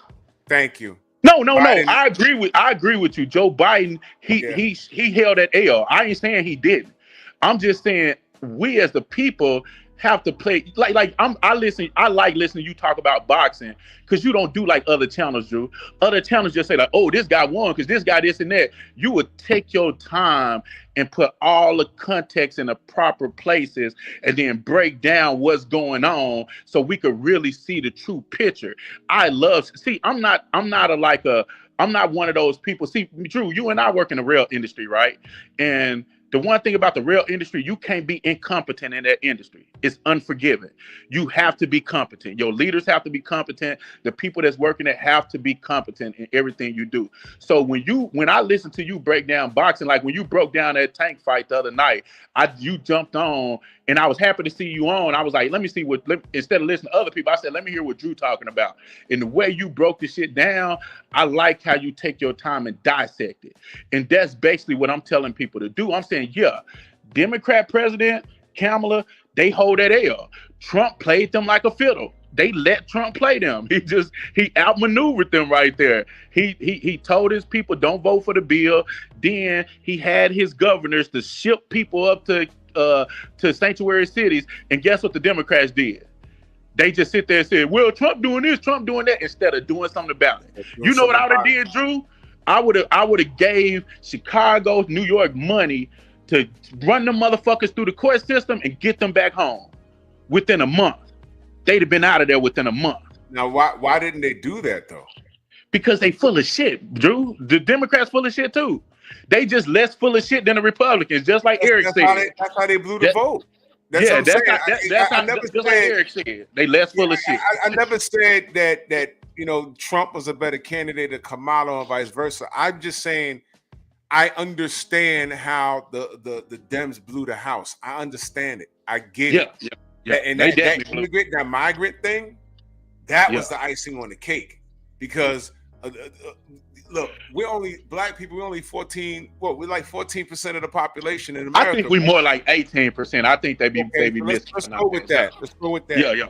The same amount of people that voted blue is the same amount of people that voted blue this time. They already tried to put the sisters on us and say that. We voted for 87% like we did the last election. Yep. But Sure what black got people, them in the house was the Latinos. The Latinos got them in there. And now they're screaming and hollering because their cousins from Nicaragua, wherever they're from, they're getting shit back. You understand? So, listen, it wasn't us. But what I'm saying, all this disarray, and they was beating up my former co-workers in NYPD and everything else. Now they're shipping their ass out. You know what I mean? And Eric, my damn mayor, you know, he was Eric Adams. Eric a damn fool. He got y'all some Negroes the other day, didn't he? We ain't gonna feel it now, but he said we done spent billions housing these people, and we with unions. I'm a big union guy, you know. They're like, yo, when it comes time to bargain for cost of living raises and stuff like that, there ain't gonna be no money to give us. I'm like, what you gonna do? Stop inflation in the city? Stop inflation in the state of New York? You gotta do something, man. Yeah. You understand what I'm saying? So I mean, like, we were mad. New York did get fucked, Drew. They got fucked pretty bad. And that's why Chicago got screwed over too. Chicago and New York. I think Baltimore. You know what I'm saying? All of these cities, and that's where the Republicans lost it. I mean, the Democrats. That's where they lost it. So I'm not saying that Trump is better than Kamala. I'm saying I understand why this happened. Yeah, it's all marketing, right, Drew? Because everybody's not going to break down politics like you, myself, and Eric. Nobody is going to really talk about it the way we talk about it. So we can't expect everybody. They're going to go off their one issue solution. And I'll say this to Eric, and I'll say this to everybody that's in the chat. Don't let anybody tell y'all that black people vote with emotions. We vote smarter. Since I've been doing my study on politics, like the last 6-7 years, really dove into it. Since I done kind of got into it with a couple of buddies who running political campaigns and stuff. Black people actually vote smarter than most other groups, other than wealthy white men. Wealthy white men to vote for a Republican if he half dead on a deathbed because he gonna get him the tax breaks. And we voting our best, even though we're criticizing the Dems, but we also know the Republicans ain't gonna do a damn thing for us at all. And so we like, hey man, we don't really fuck with the Dems, but we gonna either go with an independent like you did, Drew, or we gonna go with the Democrats because that's our best chance of winning. You got poor white people out there voting Republican and can't even afford to get new teeth when their teeth fall out. Jesus Christ! Are you even afford on welfare? Are you subscribed to my brother Trill Will? No, I don't know him. I need to look him up. What's his Can somebody put his link in the chat, because this is not my lane. I keep it simple here, but that brother's sharp. This is not my lane. Can somebody put Trill Will's link in the chat? You know I used to talk to Fred like this, but he just went crazy. He just lost his damn mind. And then I used to listen to and jump in on what's his name called, dude from Vegas, big dude. I don't know. You know, he break down fights, man. He damn, what's his name? I would listen to he started going in on y'all, and I felt like he just started attacking black, the LDBC a lot. And I just felt like Uncle it was Rick, come up, Uncle Rick. Oh, I think I know you're talking about. I don't fuck with that guy. That guy's a nut. Yeah, that's what I was saying. Yeah, when he started talking shit about y'all, I just kind of broke away from, because I'm like, man, you doing that stupid shit now, because these dudes ain't doing shit to you. Mad because they like other black fighters.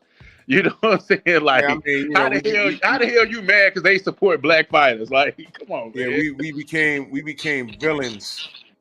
Just because it's a clusterfuck, man. I mean, it's sickening. I ain't got time to go back and forth with black people.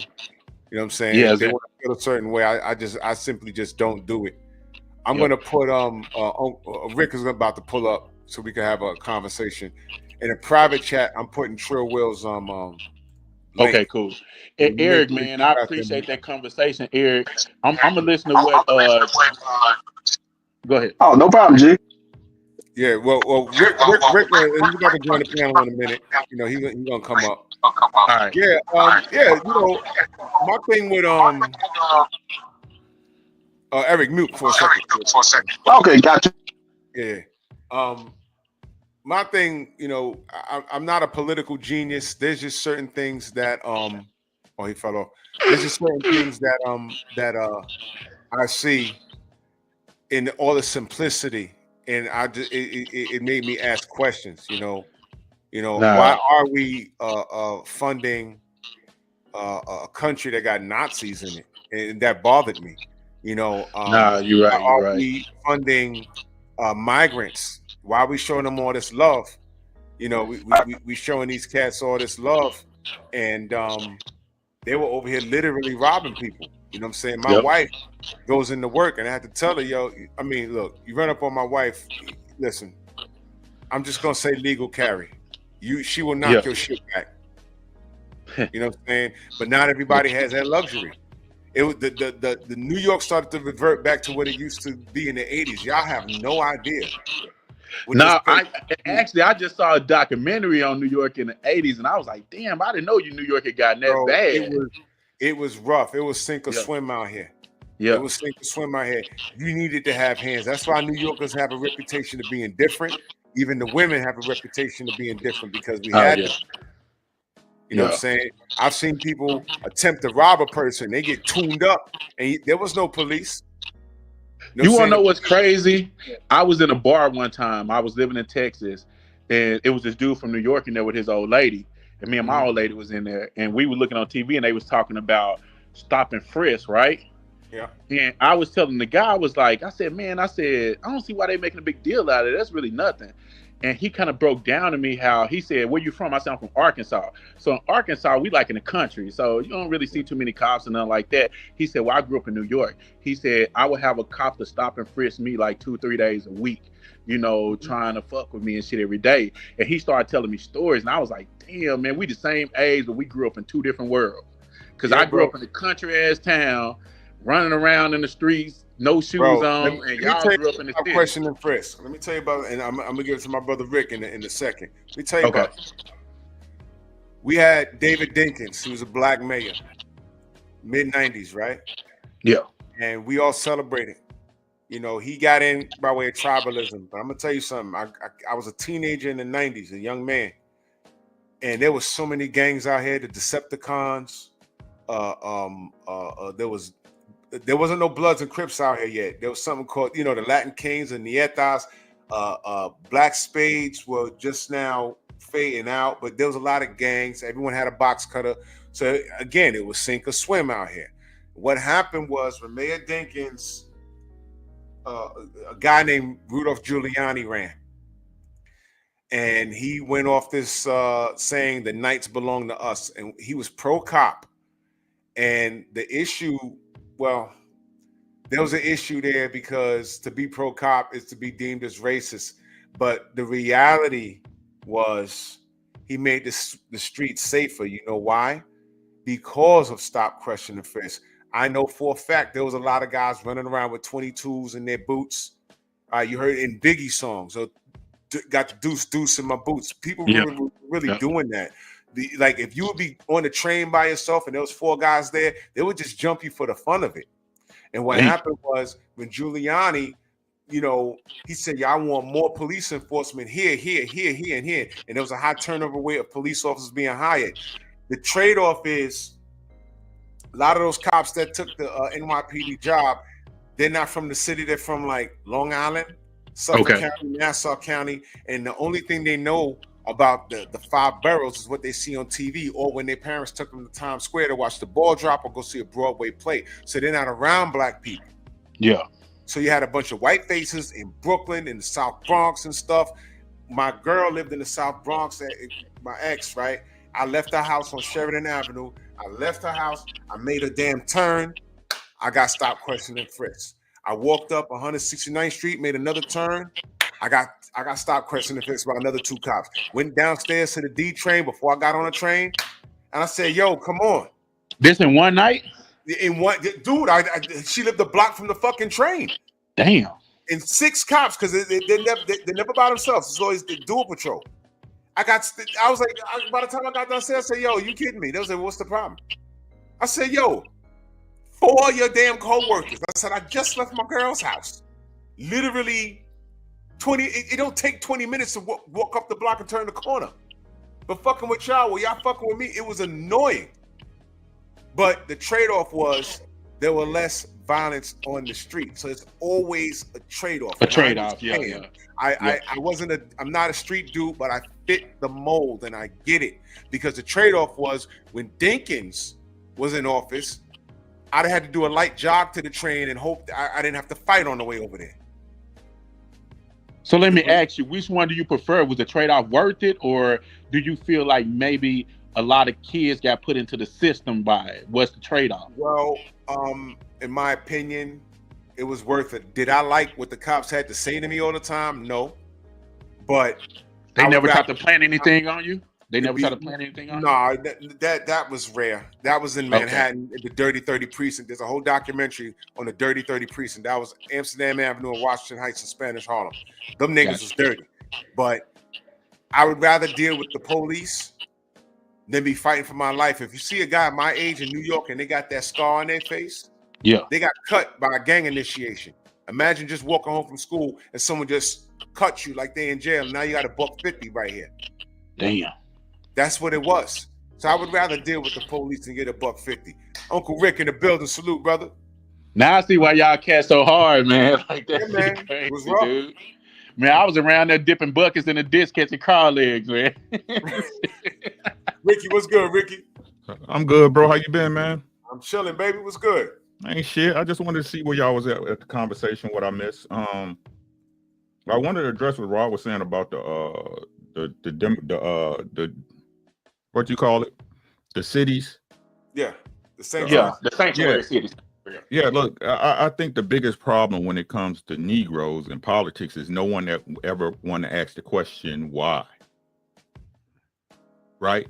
Why? Right? Those things were available because what people don't understand, and look, I don't vote. I understand the game, right? You can't tell me to pick from one evil or the other. I just don't deal with evil, right? What we have to learn is that these things are business. Politics is business. And what you do is you position yourself depending on who's in office so you can take advantage of the policies that are going to arise, right? So with the Democrats, with what happened with the sanctuary cities is that, again, because Congress and whoever else voted for those illegals to come in without paperwork, right? To even sit in a sanctuary city. Don't y'all understand that that's treason against America? But those are immigration policies that have been on the book for like 60 years. No. Like 60 years. No. It's the interpretation of the policies. That's the problem, right? This is where lawyers play. This is the gray area, right? So again, why is it that the interpretation was open that the Democrats can even take advantage of that situation? Well, the Democrats are not taking advantage of it. It's just one of those things to where people can come to our borders and seek asylum. So if they come to the border here, like I live in Arizona, right on the border. I live next to border agents. If they come here and they say, hey, we're in trouble in El Salvador and we're seeking asylum by law, not by some politician or something like that, by a law that's been on the book for 50, 60 years, we have to take them in legally and say, hey, house them until we could get them their day in court so they could plead their case. That's what we have to do. That's why I was telling Drew that the answer is, and what people don't ever want to say is go to our politicians and say, change their fucking immigration law. Change the fucking laws on immigration and seeking asylum, and we could fix this shit just by policy change. We could fix it. Because if you say no more seeking asylum, then as soon as they get to that border, you just turn their ass around and tell them to go home. But at the they border, gonna come to the border. They gonna come. Of course. Yeah. So again, right? When you say that they're not taking advantage of the situation, how can you not say that when it was the Democratic Party who opened the borders up completely? How did they open the borders up completely? So you are you telling me right now that they did not that the Democratic Party did not weaken the border patrol, pull everybody off the border, and let the immigrants through? I ain't gonna say illegal, right? I'm gonna say the immigrants through without any screening process.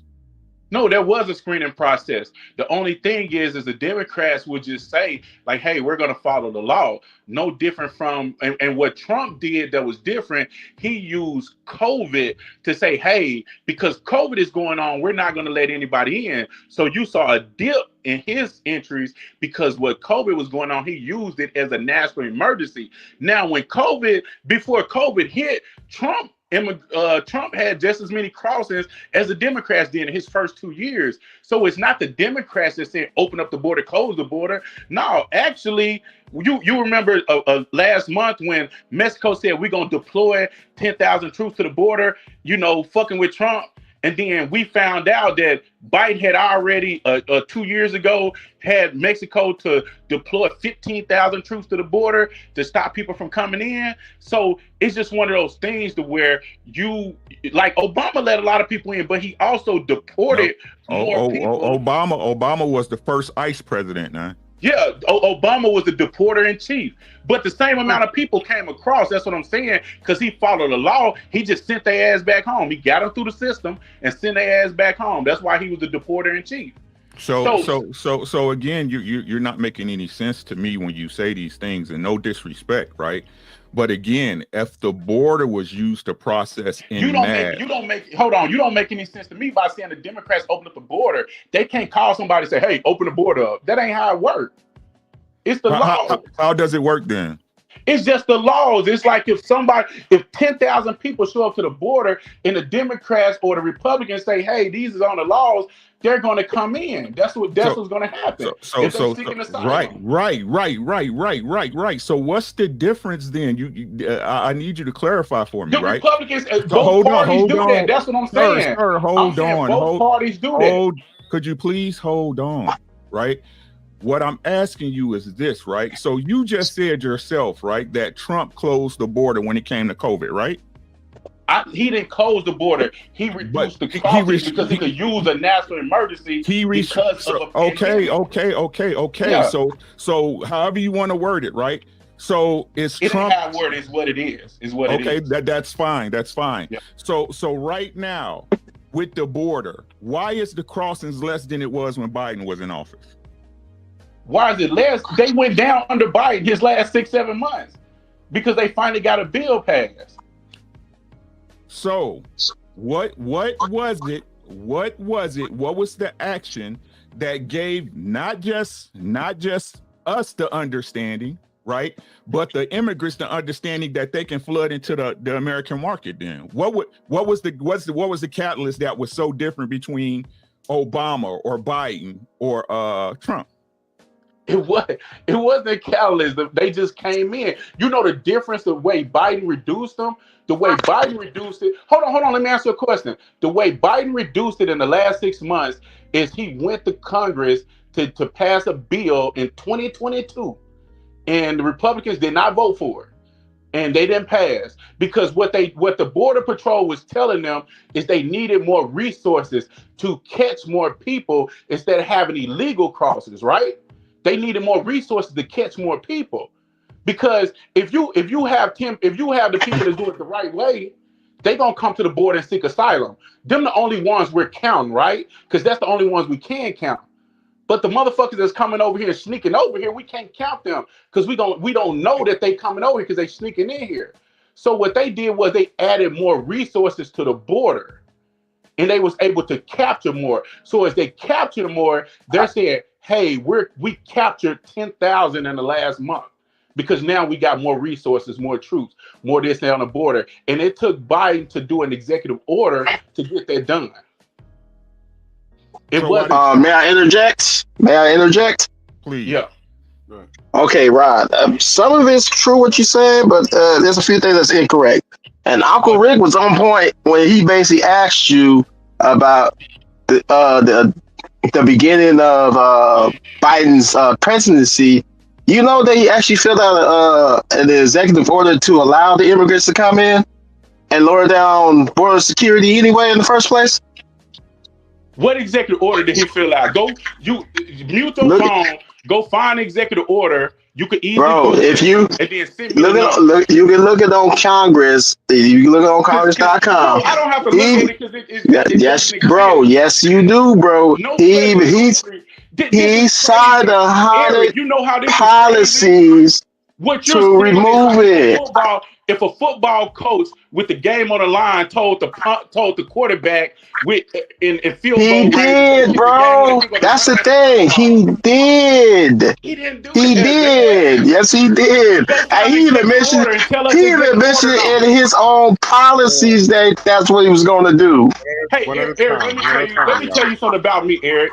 I'm the type of person where, and Drew know this, because I'm a manager in the real industry. I'm about data. I'm about doing stuff that way.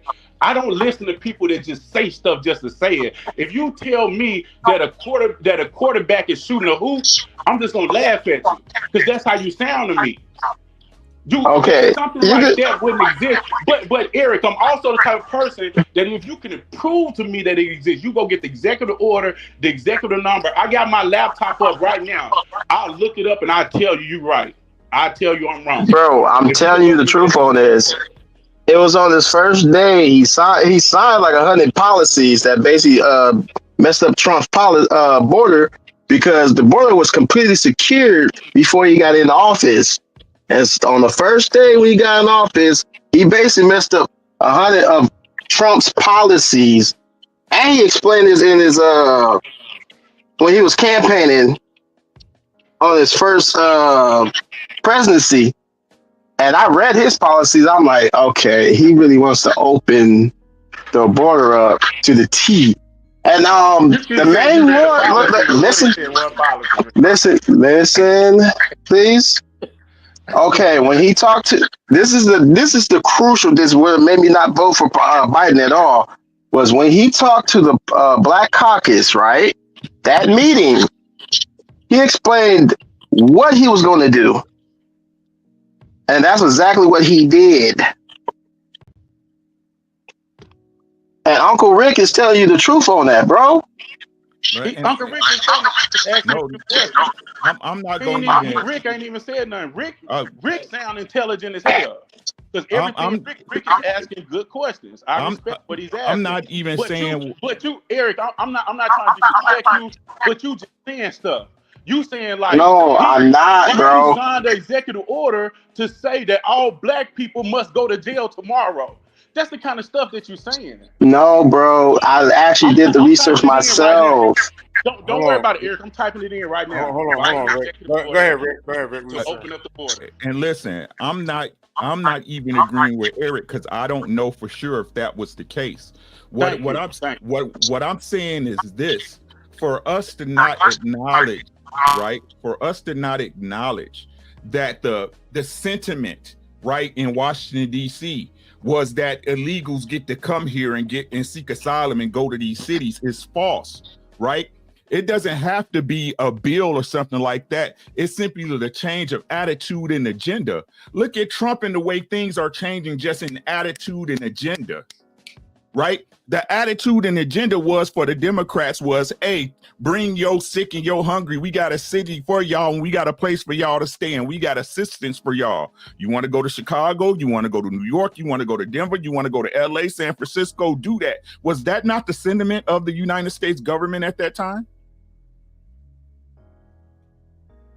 Was that not what? Say that again. Was that not the sentiment of the cabinet that was in the United States government at that time? What'd you say to bring your sick and all that in? That's the American dream. Now I was reading this policy too while you was talking. I was listening to you, but I was reading the policy. Like I said, the thing is that it doesn't require paperwork to change the sentiment and agenda. Right? The sentiment and agenda of the executive branch, that's the president, the vice president, chief of staff, blah, blah, blah, all the way down to the media, your MSNBC, CNNs, and all these other people. The sentiment was to protect these so-called immigrants, right? No matter what y'all say, at the end of the day, they were in this country illegally. They had no paperwork. right? That was the sentiment of the cabinet. So Rick, here's where you on point. I'm not going to sit here and say you're not on point, but here's the difference, right? So what Trump is doing right now, he's going around and he, like you said, he's catching all the illegals. Nothing different from what Joe Biden did, nothing different from what Obama did, and he's deporting them. He's just doing it in a way where he's flossing it every day. It's just like if every time you score a basket, you throw up your hands, you say, I'm the greatest ever. And then I score 2 baskets and I just run down court and act like nothing ever happened. That's the only difference. You just know it because he's doing it. He's not going in there from the people that's seeking asylum and saying, hey, you can't be here. He's allowed them by law. He has to allow them to get their day in court. So guess what's going to happen? He's going to continue to allow those people to sit here and eat off our tax dollars until they get their day in court. That's not going to change. That is not going to change. Can y'all see the screen? It got to focus. Yeah. There you go. What that say? You remember when Joe Biden and Democrats said they needed a border bill to secure the border? President Trump did this in 4 weeks. All it took was a sentiment change. All it took was an agenda change. That's it. You do know border crossings was down like the last 6 months before Trump. Of course, because they needed it for numbers, right? They needed it to look good. They finally hold on, Rod. Let me finish, bro. You see, I'll let you finish. Don't do that. That is very rude. Go ahead. Right? They did it because it was time to run. They did it because 6 months. You said 6 months before the presidency, right? So let me ask you something, Uncle Rick. So let me ask you something. So when they proposed a bill based off what the Border Patrol people said in 2022, and they got agreements from enough Republicans and enough Democrats to pass the bill, and then in the last minute, Trump came in and said, do not give the Democrats that win. We're going to run on a border issue. And the Republicans who had agreed to the bill in principle then backed out when it was time to vote. So that was 2022. So then what Biden had to then do is go back and create an executive order at the beginning of 2023, at the middle of 2023, to get more resources at the border and get Congress to give him more money because Congress holds the purse bill. So now he got to go to Congress and say, hey, I need this much money. So he did that in 2023 and it was implemented. So then, like any other bill, it's lag in there. So when you start to see the decline, over the last 6 or 7 months of border crossings. But what I'm saying is nothing has changed from the seeking asylum. That is law. You can't change that. The only difference is now Joe Biden has more resources at the border, so now you could capture more people trying to sneak into the country without seeking asylum. Asylum ain't illegal. It ain't illegal. I think that's a fair assessment. So let me read this to you real quick. I just looked at a policy. So Trump crossings was at the same amount as Obama all the way up into March of 2020. At the beginning of COVID pandemic, the Trump administration invoked Title 42, a controversial statute that's meant to say, as a public health measure, we need to swiftly stop immigrants from coming in and seeking asylum. So that's what helped him reduce the border crossings. An emergency statute of Title 42 that stopped the border. He didn't do anything special. Right. So why? You're exactly right. So when Biden got in and it spiked back up after COVID went up, he had to get resources to bring it back down. He didn't have a pandemic. He didn't have a Title 42. He couldn't run a Title 42. Obama didn't have a pandemic. He couldn't run a Title 42, Biden. No, you have to use some type of emergency to overrule the law, because it's the law of the land. Right, You can't just. Hold on, bro. Hold on, Rod. Right, but the president has the power to invoke emergencies, correct? Yeah, they do have the national emergency. Yeah. The war on drugs was a national emergency, wasn't it? What you think? Wasn't the war on drugs a national emergency? Yeah, because people was dying in the street. Right. Wasn't the war on crime a national emergency? Yeah, it was. Yeah, right. I agree. So again, my shit is circular because it's true, right? They had the power to do it at all the time. It just wasn't in their agenda. You can't just do it all the time. Like, think about this time. I'm gonna give you a good example.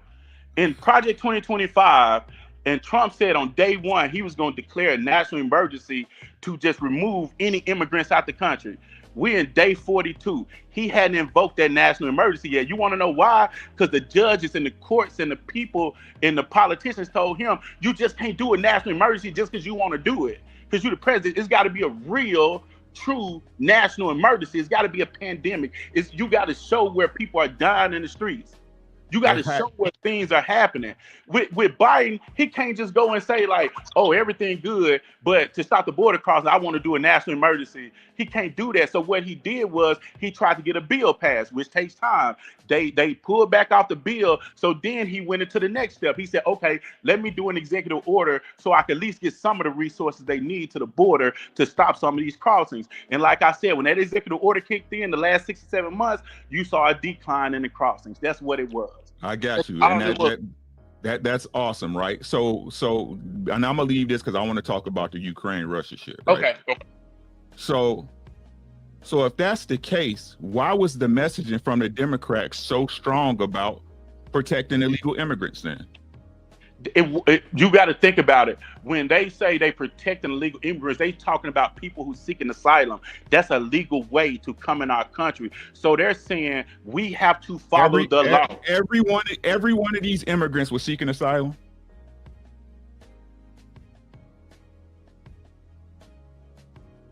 Let's move on. What's y'all understanding of the Russia? What's y'all understanding of the Russia-Ukraine war? What's y'all understanding? Well, Rob was cooking on it. I don't want nothing to do with it. And like I said, I keep it simple here. I was on I am on more the terms of less outgo, more circulating money inside. And I voted for Dr. Cornel West because I wanted to discuss reparations. And we can't do that spending billions of dollars on migrants and protecting the goddamn Ukraine. Now, there's a reason, and Rod explained it, that why we're protecting the Ukraine, because, the last person to march through one country and us not do anything kept doing it, and we ended up in the World War, and his name was Adolf Hitler. You know what I mean? So if Putin's on that type of time and they feel they need to stop him, then that's if that's what it is. As of late, I saw Trump take a diplomatic approach, and he basically said what I have in the title: we've enabled you to be a tough guy. We're going to stop killing each other. We're going to go a more diplomatic route. We're going to be civil with this. Stop killing people. I'm going to stop sending my tanks and stuff over there for you to stop, for you to be fighting Putin. You're going to be doing it. Brother Rod said, we're doing that to hoping that Putin gets tired. My thought behind that is, what if this dude just is that ignorant that he don't know how to stop? You understand? That's a problem for me. So, Question. Yeah, go ahead, bro. Honestly, I'm talking about you knowing, not somebody told you. Not a narrative. When's the last time Russia did anything to America since the Cold War? Not since Nikolai Volkov snuffed Hulk Hogan, and that was 1986. Right. Really 1991, right? Because that's when the president then, right? They made an accord with George H. Bush. Yeah. Right? About NATO not pushing east, right? Do we all have the understanding that NATO before today was the United States of America mainly? Pretty much. Right? So I'm gonna show my age, Drew. You remember the Cuban Missile Crisis? Yes, I was a kid. Cuban Missile Crisis. Wait, whoa, you said Cuban Missile Crisis? Cuban Missile Crisis back in 60. No. Right? No. Right. What year was that? I said I was a kid. It was back when JFK was president, right? Oh, so I wasn't even around. I'm not talking about I was a kid. Hell no. Right. I'm showing my years, right? Yeah. Back when the Cuban Missile Crisis hit, right? The USSR, the Soviet Union, right? USSR, now Russia, right? They was trying to place nuclear warheads in Cuba, 80 miles off the Florida coast. Yeah, I remember that. And I remember what JFK said. Right? It was the Bay of Pigs incident. You remember that? Yeah, I know you heard about that. I learned it. So it's this narrative, right? It's this narrative that Russia attacked, right?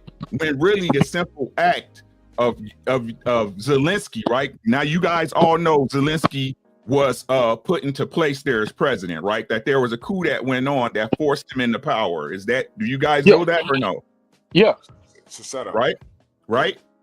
So when they keep saying, right, when they keep saying that Russia attacked first, no, Russia defended itself from the moves east that NATO, aka the United States, was doing in proxy through Zelensky. Right? So you with Russia? I got you, Rod. Right? Yeah. So I know you know this, Drew. You remember the Iran-Contra scandal? Absolutely. Was that not a proxy war that America was fighting through the CIA? It was all made up, bro. Right. Jesus Right. Christ. Right. So again, this is the one thing I'm gonna tell y'all, and I'm gonna leave this alone, right? It's only two countries on this planet that Trump would be pleasant to, and that's Russia and China. That's it. What y'all gotta understand is that Zelensky is a proxy for the United States of America, right? Russia has no reason, nor have they shown any reason, right?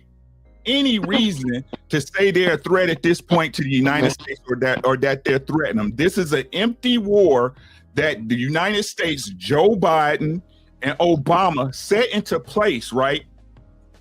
To try to say, oh, it's what's the name of it's Ukraine, but it's really them. That's why the messaging came out from the Democratic Party and shit when the shit first started is we stand with Ukraine, even though they put everything into place for that shit to happen. So you team Russia. I'm team peace, nigga.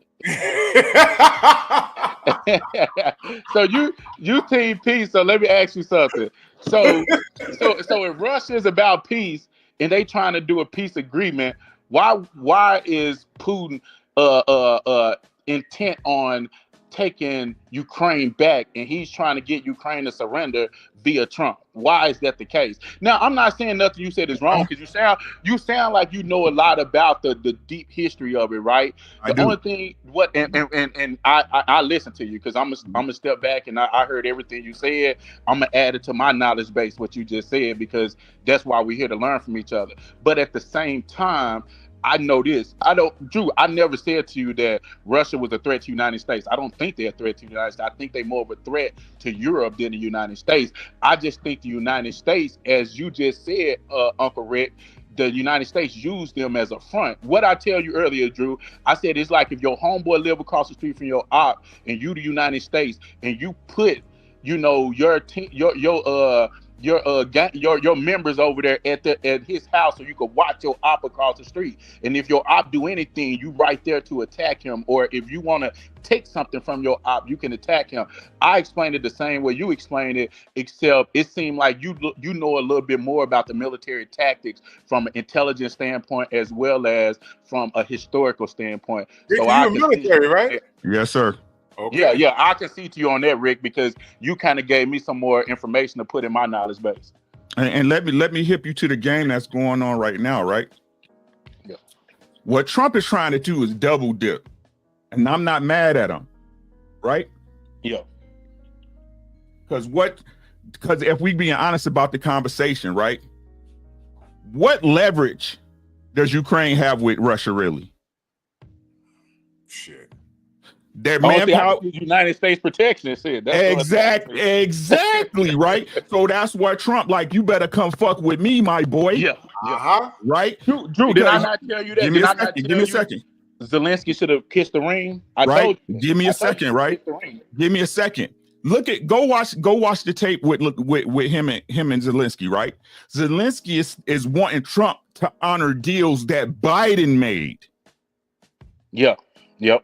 That's why he come. Where's my money? Where's my money? I want these guarantees. I was guaranteed these things. You did that. It's a new sheriff in town, nigga. Yep. right? And it would have been smart. It's smart for the United States because what will happen is, even though Zelensky dirty, he been backbiting. He already been he was back talking in channels to the EU already, right? That's why as soon as he was able to get his monkey ass off the plane, he was able to go get paper. You understand what I'm saying? Oh yeah, yep. Right? I saw it. He met with the Democrats before he met with Trump. No, he had more favor than the Democrats. No doubt about that. Right. Because the Democrats hate Putin. They hate Putin. It's not they hate Putin. They hate Trump more. Yep. Right. All this dictatorship shit. That's just all this shit that the Democrats been lying to about the Russians that the Russians ain't had shit about for the last 4 years. Right. Last 8 years. Right. So this is what Putin wants, y'all. Let me skip. Putin wants to be able to do business with the world. That's it. That's it. That's all Putin wants to do. Get these fucking sanctions off me so I can do business with the world. And that's what y'all don't understand. This is just business. Right? Yeah, and Trump lined up to drop some of those sanctions. And I agree with you, Rick. I just don't trust fucking Putin, man. I'm gonna be honest with you. It ain't got nothing to do. It ain't got nothing to do with the Democrats. My wife's husband was some type of high level military dude, and he broke the shit down to me like you breaking it down, but he broke it down to me even more. And he said, although, like you said, the sanctions are on Putin, that's putting like a muzzle on him. He said at the same time he don't trust Putin. He don't trust him fully. Because he could say one thing and do something else. You don't know what he's capable of. You don't know what he has planned. So that's the only thing I'm saying. I'm not saying you're wrong about anything. Right. No, and that's a fear that's a healthy fear everybody should have, right?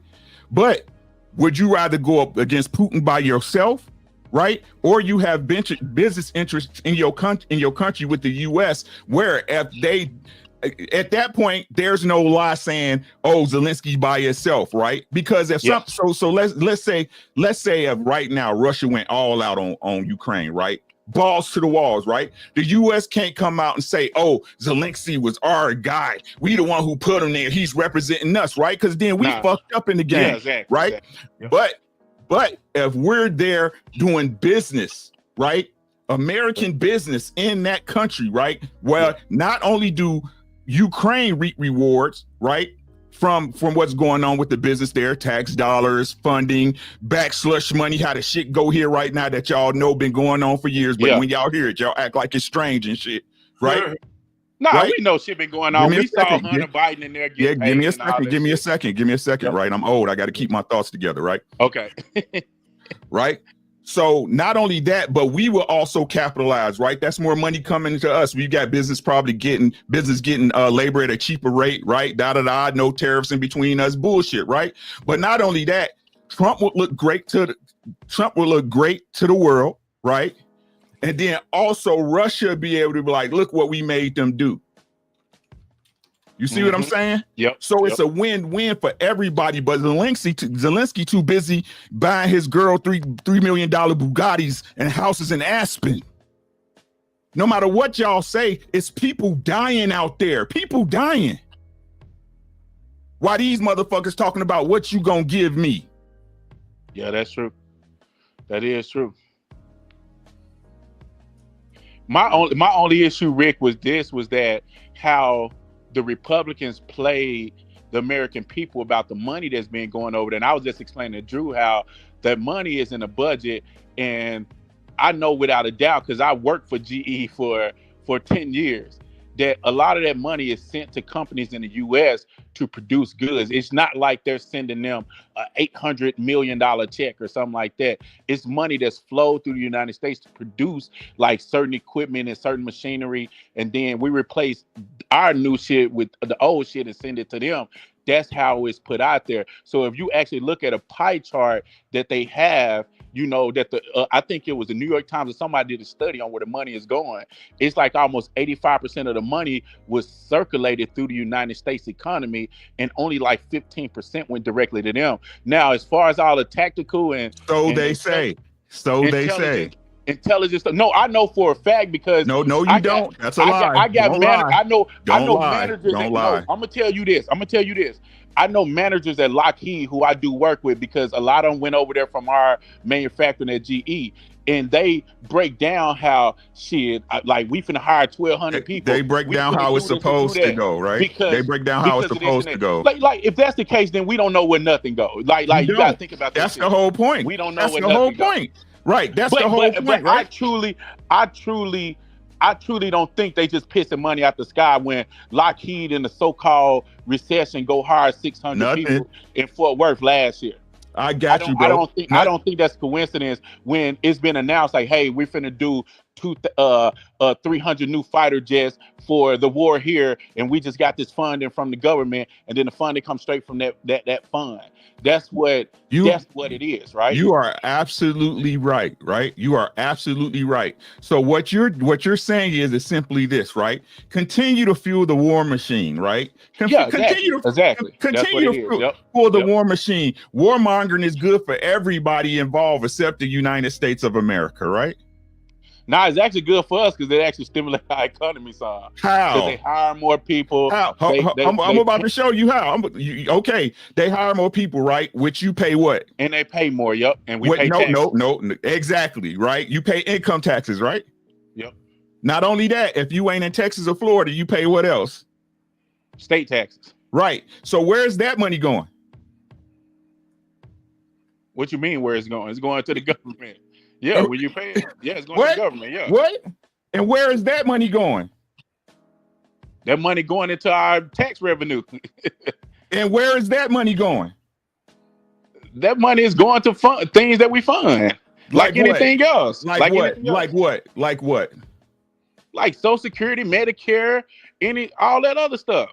So that we have going on. Social Security, right? Where there's thousands among people who are supposedly dead that's getting checks, right? That's to USA. That's what y'all say, right? To USA, who got a million different associations and NGOs. Just talking to you for 10 minutes. I know you highly intelligent just by talking to you the last 10 15 Exactly. minutes. You don't believe that shit, man. Yes, I do.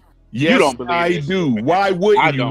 Where are your roads getting repaired? Where are you getting better schools? Why are your hospitals shit? Why are your schools shit?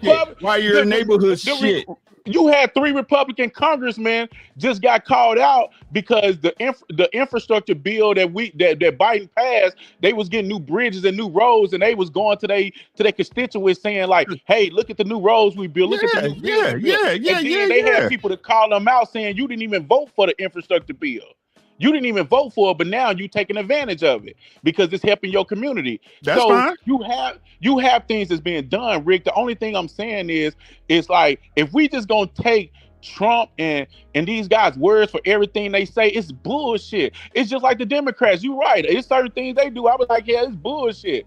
And I know that shit. Because these dudes said they say $800 billion in the contract, and then you had forensic accountants to go look through the contract, and $8 million have been paid out, and it already been closed. Why not? $800 billion. My question is this to you, bro, and you make a fair argument. You don't have to believe nobody. My question is, with the way we live, the people who work every day, you gonna get your ass up tomorrow and go to work. Facts, right?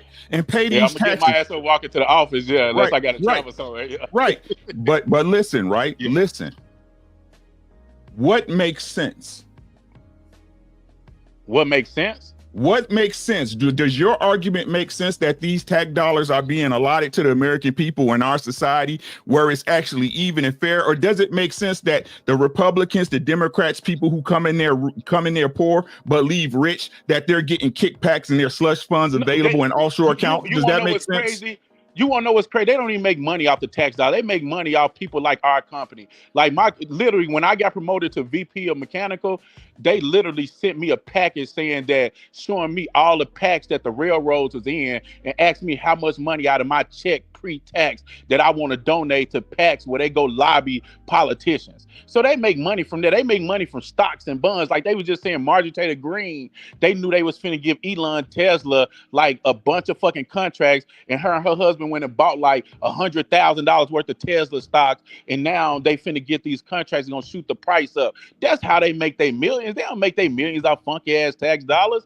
They do what funky ass tax dollars. What's crazy is no, that's the God's son is true. That's what Sir, y'all gonna do sir, because Rod, I'm saying here. Hold on. Let me finish my thought. Go Let me ahead. finish my thought real quick. So what the problem is with that is you have so many. I'm not saying it's not waste or fraud and some. It's dead in everything. When you run a business, you're gonna account for 3 to 4% of slippage and fraud and shit like that because shit just happened. But what I'm saying is when you look, I can remember somebody. I was working on Amtrak, Drew, in transit, like you said, and I can remember they had a manager in Chicago that fucking was taking contracts from Holter and getting kickbacks, and the IG caught his ass, and he was only taking like $30,000 or something like that because they have people in place to police that. The New York Times did a study on the USA and their fraud only came. Elon Musk was talking about fraud and all this stuff. It only came out to like 1.8% or something like that because What was the paper? What was the paper? They got police in place to catch it. Just go look it up. Look up New York. Look up actual fraud in those findings for the USA. Just go look that up, and you will see they got a whole breakdown of it, right? So what I'm saying is they have checks and balances in place for this stuff. It ain't like people just doing stuff willy-nilly where it's 30 to 40%. It ain't that. They want you to believe it's that. But I tell you this, if it's that much fraud, why had nobody been arrested yet? Why hadn't they called out anybody yet? Why had nobody been? They've been firing the police. That's a great point. That's a great point, right? So what you're saying is, if there was a crime committed, then people would be arrested. That what you're saying? They would already been calling people out. Question. They wouldn't have waited. Hold on. See, I'm just gonna knock your points down, and it's not personal, right? Go ahead. Did Trump get convicted of a felony? Yes, he did. Why he ain't go to jail? But we know he got convicted. That's what I mean. He got convicted. That's not the point. No, I'm not saying. When I say go to jail, I pretty much mean like, why aren't these people called out and being in the process of being charged? I know they can't put them in jail in 2 weeks. You gotta fucking present your case and then get them charged by the AG. Like from what it seemed like to me, and if we're going on the history of America, you name me a politician that got locked up. Name your politician that got locked up. Yeah. I can't name you one. But what I'm saying is this administration is telling you it's so much fraud.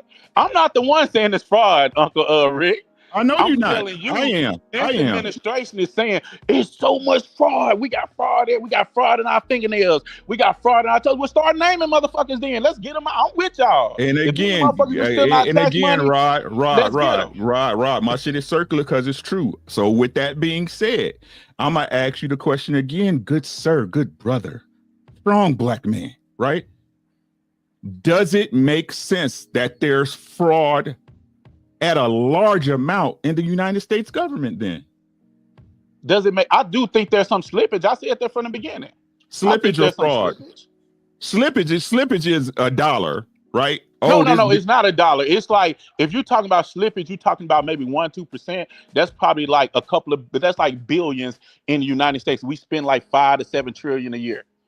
We spend 5 to 7 trillion a year. That's in the billions. So if you're talking about there's some slippage in these programs where maybe somebody got paid here, maybe somebody got paid there. What I'm telling you is there are checks and balances in place. And when you're talking about trillions and trillions of dollars here, when you're talking in our company where we generate, I think our revenues last was like 18.5 billion.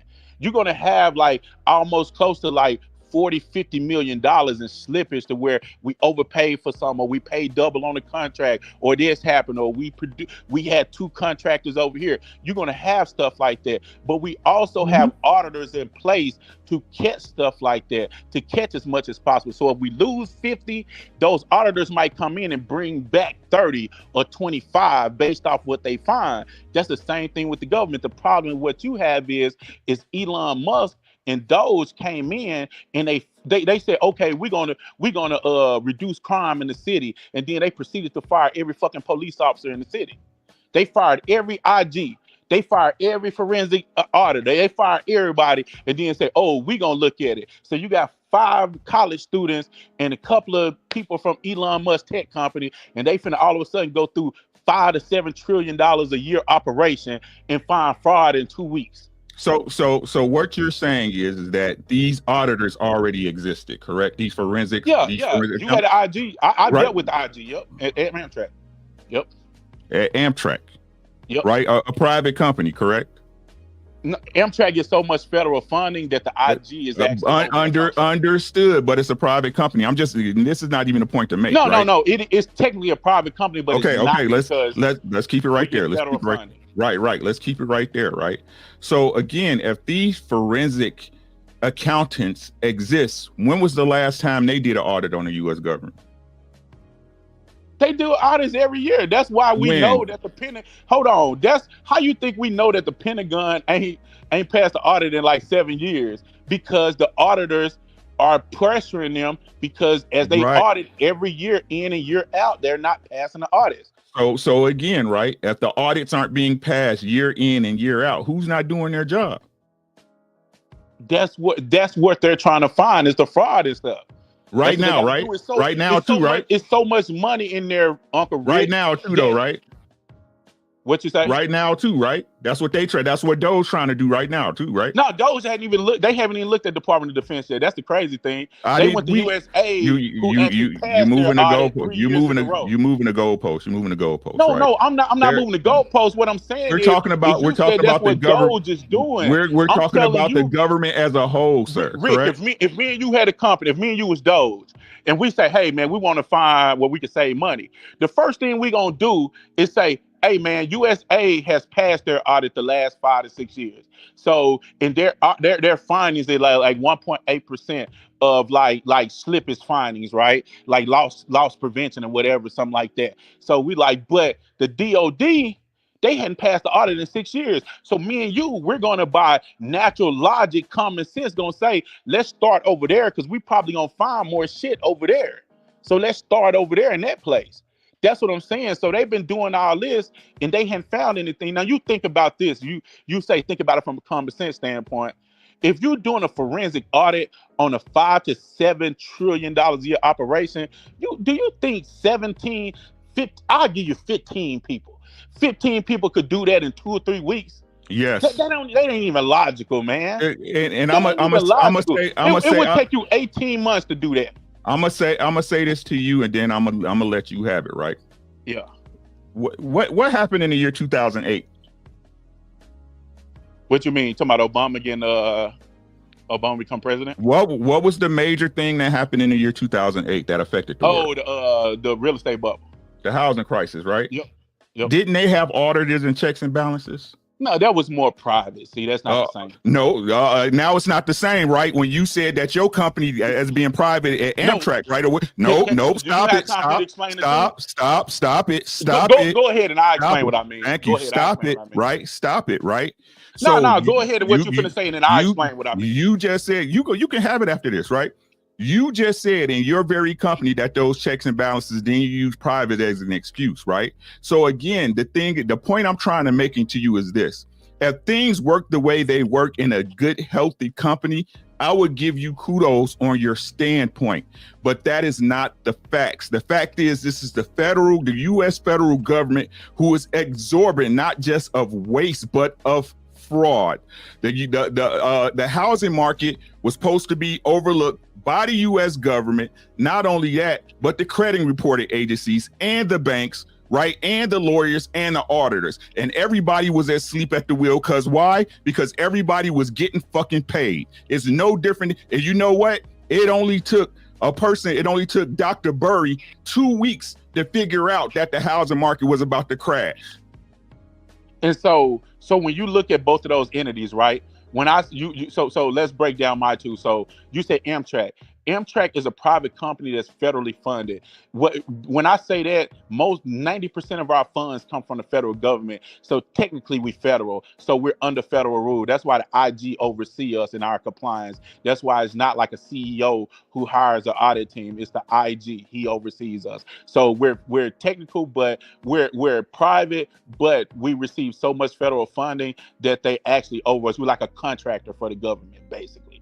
That's what it is. So when you talk about the housing market, right? So what you had with the housing market, you had so many moving entities. It wasn't like the government where everything falls under the IG and all this and that. It's like in the housing market, you had little small mom and pop places packaging mortgages and selling them this company, selling that company. They selling mortgages 20, 30, 40 times that unless you got a fucking army of 100,000 auditors in each state that you're not going to catch this shit, because a mortgage could be sold today to a person and then sold 20 times within the next year. So you don't know what package is in. And then the problem came was when they was packaging like fucking 30 to 40 of these mortgages in one bundle. Yeah, they were selling these mortgages in one bundle. So what happened was the perfect storm. You had so many perfect storm of what? The perfect storm of what? The perfect storm of so many bad loans going out that was being sold from mom and pop places. Let's go deeper than that. Let's go deeper. Let's go deeper than that. You moving past. Hold on. Let me finish my thought. Let me finish my thought like you did, and I'll let you go. Mm-hmm. So what Dr. Berry found is what you said. He noticed that there was a lot of defaults on loans. And he said, damn, a lot of people default. Then he looked at what kind of mortgages was going out, and he saw it was interest only mortgages, and they would have a balloon payment after like 5 or 6 years. So when he looked at the balloon payment, if you're doing interest only, your payment might be, let's just use a low number, $500. And then at the end of that 5 years, now you paying interest and principal. And so that $500 payment goes to $2,500, right? So then he noticed how, and this all I do in data in the railroad, when I look for systemic issues and I look for systemic failures, so I could go tell my company where we need to put millions of dollars behind in projects to improve our fleet performance or improve our profitability and all that. Mm-hmm. So he looked at the data, and the data told him that, hey, if 30% of people are default once the balloon payment come, then then the normal app. So you find the 30%, right? Then you go look at the norm. Like, what's the norm? The norm is about 5%. But then because of these new mortgages that's interest only for 5 years are ballooning to 30%, oh, we finna have a crisis. It wasn't something where he went in and said like, oh, it's fraud somewhere. No, he just saw where the people couldn't pay. They got the loans legally. They just couldn't pay when the balloon payment hit. And when you can't pay because your mortgage jumped 80, 90%, then they was default within 60 days. So, and that's all he took to realize like, oh, we finna have a downturn, because he saw where a lot of these packages had like if you had a bundle of 30 mortgages in one bundle, he saw where maybe 15 of them or 40% of them was those interest only bundles, was those interest only mortgages. And so he just predicted that the market was going to crash eventually.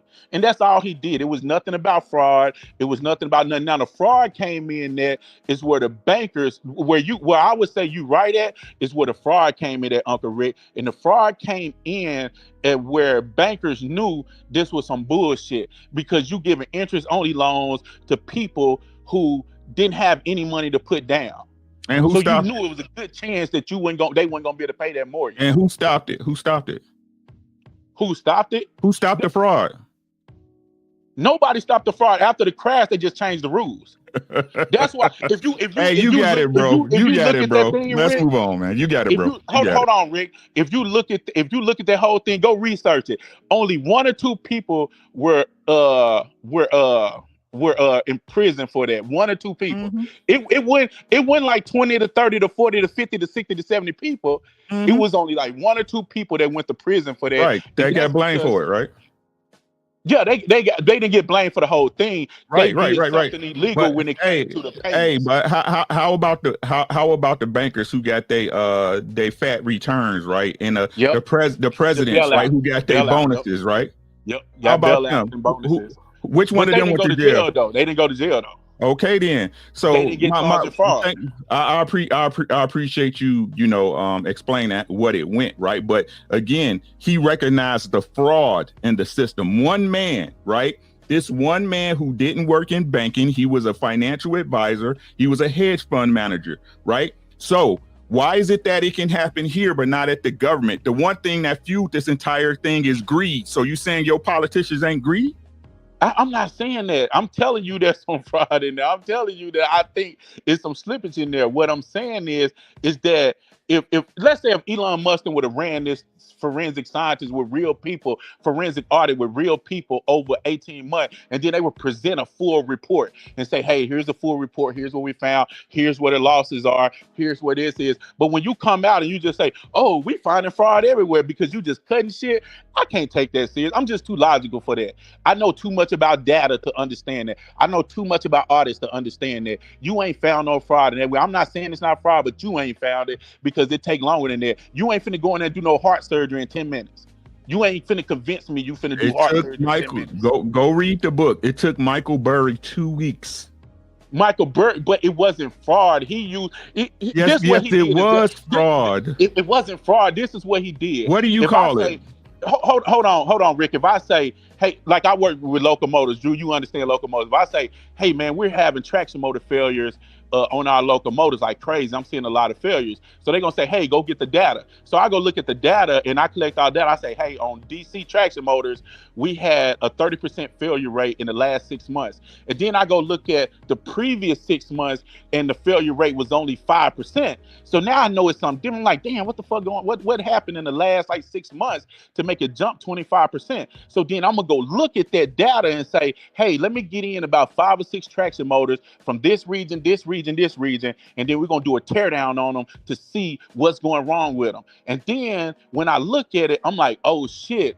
And this actually happened when I was at GE. I'm like, oh shit, we having flashover issues, and we're having flashover issues because we just started running DC motors in the north where it's 6 to 12 inches of snow, and this moisture is getting inside the traction motor and causing flashover. So then my solution ain't to say, oh, it's fraud because we moved them. My solution is to say, hey man, we're gonna have a catastrophic issue if we keep running locomotives out there. So I'm a bet.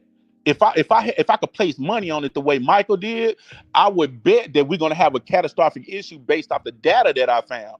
But now what I do is say in my industry, I say, hey man, we need to either coat our DC motors with a protective layer, so once moisture get into them, they'll be the commutator will be protected, or either we need to move them from up north and run them in the south and run them on the west coast and put another locomotive up there that's better. That's what I would do. So basically what Michael Burry did, he didn't find fraud. He just looked at a trend like trading stocks. And when he dug into the trend, he simply saw that people were defaulting their loan. It's not illegal to sign a loan. If they got a legal loan that they selling you, it's not illegal to sign for it. Now it's up to you to determine if you can make the payment. If you can't make that payment, that shit is on you. What a fraud came in there with those people was they was changing people credit scores and stuff. They were saying like, hey, they was just trying to sell them, right? So I come in there, my credit score is 600, but I need a 625. They'll fucking maneuver the paperwork to say, oh, he got a 600, so he got this and that. Or they'll tell me, hey, we're gonna put you in a traditional 30-year FHA loan, and then they put me in an interest-only loan so they could get me into the loan. And that's why the 2 or 3 people that got arrested, out of all those people that was involved, it was thousands of bankers involved. Only 2 or 3 got arrested because they actually found fraud in them changing the paperwork and changing people loans after they signed. So that was the only fraud. But that fraud, Rick, didn't lead to Michael Burry. Michael Burry just followed the trend, just like any other investor do. It's just like me. I invest a little bit. When I knew Trump was going to do those tariffs, I went and took all of my money out of stocks and put them in the bonds. Because bonds, if the company go belly up, they got to pay the bonds out first. And then bonds got to guarantee interest on them at the mature date. So I said, man, the stock market finna take a hit. So I'm finna move my shit out. Me and my wife did that shit like 3 weeks ago. And today the stock market dropped 600 points. Because I knew Trump was finna fuck up the economy. You firing half the people, you putting on tariffs, you doing these executive orders. The economy just finna go belly up. That's what's finna happen. So it ain't no fraud that I found. It's just I just followed the trends. So that's what I'm saying ultimately. So it wasn't fraud that he found. It was basically a trend that he followed and saw. You got it. It's not fraud to sign a loan. You got But it, bro. no, ultimately, if you asking me, and I'll let you take it after this. If you ask me, is it fraud in the government? I think it is. But I think just like a heart surgery, you got to take your time, use a sharp scalpel, and pick it apart, because you do have people who police the government, but they probably missed a lot of shit, like you said, and it's got to be done the right way. You just can't go in and fire 200,000 federal workers and say that cut out the fraud. You just can't do that shit. You said they spent 50 million on condoms, and you had to come back and apologize because that wasn't it. They was just helping motherfuckers in Africa who had AIDS. Now let me ask you something, Uncle Rick, before you go. Real quick, and I'm gonna let you just take this. I'm just gonna listen to you because you know the military stuff. Explain to me the war between Israel and Palestine. Like, what's your take on that, from how Joe Biden them screwed that up to fuck up the election and lose the election, and how do you think Trump is handling it now, with him saying he just gonna wipe it out? I think people, and this is my understanding, right? The Gaza Strip is a central hub to the Middle East, right? Not just oil, but also ship trade lines, right? So if Trump can get Gaza a military base, or refurbish it and put American interests in there, like he was saying, hotels, casinos, whatever, right? That means America will have a foothold on that piece of land, right? And that will also entail that any warring, right, between those two, if it happened on that land, then that would be a attack against the United States of America. That's how you end it. That's how you end the war. That if y'all jump on this land, I'm gonna fuck both of y'all up. So do you think he's doing it for Israel and kicking the Gazans out? The Palestinians out? Or do you think that one's kind of tricky to me, Uncle Rick, because at the same time, I think the Palestinians messed up by electing Hamas as their leaders, like, what was it, like 20, 30 years ago? And then now the new generation don't want them, but they in there with them now. They did the initial attack, right? They was the initial attack, if I'm not mistaken, right? Me personally, I like I said, I don't know who attacked. That shit is 100 years old, damn near. You know what I'm saying? I'm talking about like last year when this new war started. No. Oh, you talking about the September 5th shit or whatever? Yeah. I can't remember. I can't lie to you, right? Me personally, if it was me, like me, at this point, what I see what's going on in the world with countries trying to step away from the U.S. dollar, right? Me personally, it's time for the United States to take care of their own fucking business, right? I agree with that. At this point, the imperialism, right? The empire growing of the United States has to stop, right? For one, what a lot of people don't see, that the financial system is buckling under everybody's feet, every single country, right? Yeah. China's banks felt this summer. They had a run on the banks this summer in China, right? Yep. Fucking France has no government. The franc is fucking being devalued at an alarming rate. Terrible shape. Right? Yep. And you got things like BRICS going on, where these countries are trying to de-dollarize, right? So what we have to do is exactly what Trump is telling y'all: get manufacturing back into America, right? Because just like you said, that's jobs. And we got to be honest about ourselves about what's going on. The prices ain't gonna never fucking come down. No, they not. I agree with you there. Businesses don't operate that way. Yeah. You understand what I'm saying? It's like the car dealerships, right? Back when we can get a car in 2000 before the pandemic, you get a fucking Beamer for 45. You know what I'm saying? Now they did that chip shit and they didn't raise the prices, and the car dealerships like, fuck it, that's how business operates. We all know corporations' number one job is to what? Make a profit. Make right? a profit. But how do you think we're finish. going to get manufacturing back in? How do you think we're going to do that? What Trump did with TSMC today. Y'all come over. Hold on. Y'all come over here. Y'all come over here, and y'all taxes are nothing. We're not going to payroll tax you. We're not going to do nothing. Eliminate this income tax, at least minimize it or get it to a flat tax, because you as a man or woman have to take more home. That's what I was going to say. I was going to say, because you got to pay American workers so much money. How do you how do you manufacture something at a decent price? Exactly, right? Yeah. So this what people don't understand about the immigrants, right? The immigrants, especially in the industries that they popular in, right? The agriculture, construction, that allows these fucking Fortune 500 companies, right? And these expensive ass farms, they gonna continue to charge you, right? But their overhead is so fucking low. Right. So there's no need for these companies to give anybody a living wage.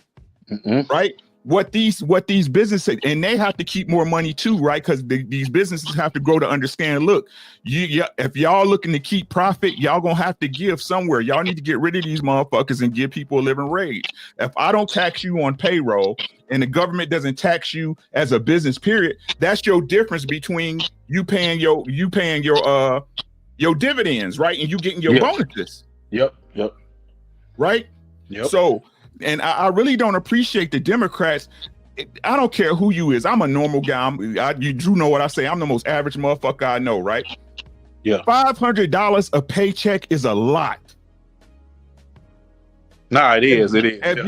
I'm talking about just working stiffs, right? The A to B, C guy. If you had an extra I get paid every 2 weeks. If I had an extra $1,000, an extra 500 each check, I could move mountains. You understand what I'm saying? What's that? Yep. Right? And like I said, I don't give a damn if you could believe it's not going anywhere. It's not coming back to us. No, you're right. They basically telling us I've been working. I'm 50. I'll be 52 this year. I've been working since I was 14 years old. They basically telling you we not sure if your Social Security gonna be there. Nope. They telling us 2032. You see what I'm saying? So the money going somewhere. It ain't coming to me. It's not coming to you. It's called. Man, this is why I was so adamant about the migrant issue. They came over to the sanctuary cities. They were on Easy Street, bro. Oh, they were eating up money. They were on Easy Street, and I'm like, I gotta go to work every day. I'm stepping over bodies to go to work. This is ridiculous. Democrats lost this election in two ways: the sanctuary cities with all those immigrants, and that Palestinian war, because they lost the Palestinians. If you look at New York voted for Trump at a higher percent, even though Kamala still won. Trump got a higher percentage of votes than any president since Ronald Reagan did. He got a higher percentage of New York votes. Let me tell you this. I'm from the Chi, right? I'm from the Chi. Oh yeah, you was here too. Yep, you was here too. Me and my no, I don't live there anymore. I stay in Minnesota now. With them walls all punk weird ass, right? But me and my cousin, we went to Chicago, right, to our old neighborhood where we grew up, the hood, 75th and Kingston. You understand what I'm saying? If you know Chicago has some of the most like neighborhoods. Them brick bungalows. Rick, I worked in St. Louis and my boss was in Chicago, so I had to go to Union Station once a week when I was working with Amtrak. So I've been all through Chicago. Got you, right? Some of the most beautiful architecture, right, from that era, right? Yep. Couldn't sell a house, Drew. Couldn't sell a house. They selling houses off South Shore Drive. If anybody from Chicago know what South Shore Drive is, y'all know what the fuck I'm talking about. Selling houses on Chicago South Shore Drive to illegals for $1,000, bro. Really? On South Shore? Yes. Damn. This is how crazy it is, right? When the people in the city needed something to eat, right? They got to go find a food shelf. This is what they did on the south side of Chicago. The city built refrigerators next to the bus stops and put food into the refrigerator for the legal immigrants. Damn. You want to know what Drew, listen. Hold on, Rod. Drew, hold on, right? Drew. We went up to the beach. It was Mexicans out there barbecuing like they lit, like it was daytime, bro. And my Social Security that I've been paying into for over 2 decades might not be there when I retire. Yep. They saying unless we do something, it's gonna run out 2032 right now. That's what they saying, 2032. So they got to do something to enough into that fucker. Because the baby boomers dying out. And that was the biggest group that was paying into it. The deal. If it's not going to be there, let me keep that extra 600. Exactly. And I'll move it myself. I'll do what I want with it if it's not going to be there. But you know what? I've been hearing about Social Security leaving for about 20, 2 30 decades. years. Yeah, Yep. it's about that. But But it this don't time it's for factor real. in. It's for I'm real, close Drew. to This time it's retirement. for real. It's for real. I'm closer to retirement. So if it's not going to be here, let me keep my bread. Because who's getting it? And this is what I'm saying. This is why I'm saying to bring the conversation back full circle. This is how the Dems lost the House. No, you're right. You're right. That put us over. You know when I knew the Dems was fucked, Drew, was I saw in New York. Me and my wife was watching the news, and they had made these this little they took a parking lot and had made like little makeshift, like facility for the immigrants. They bust them out there, and them motherfuckers was saying like, no, we want to go back to the hotel. We don't want to stay here. This ain't good enough for us. And I'm like, what? I'm like, under normal circumstances, I said it's homeless Americans. Those were hotels that the average American, the average New Yorker couldn't even get to. And they were coming over here and they were made to feel so comfortable. They were making demands. Yep, sure was making demands. I go to work every day. That shit pissed me off, man. Yeah, I mean, this is disgusting. And then when this orange dude gets into the White House, and he says, "No, sorry, but not sorry. Y'all got to go because we fed y'all." Where's all this money coming from? So this is, again, to bring it back full circle. I keep it simple here.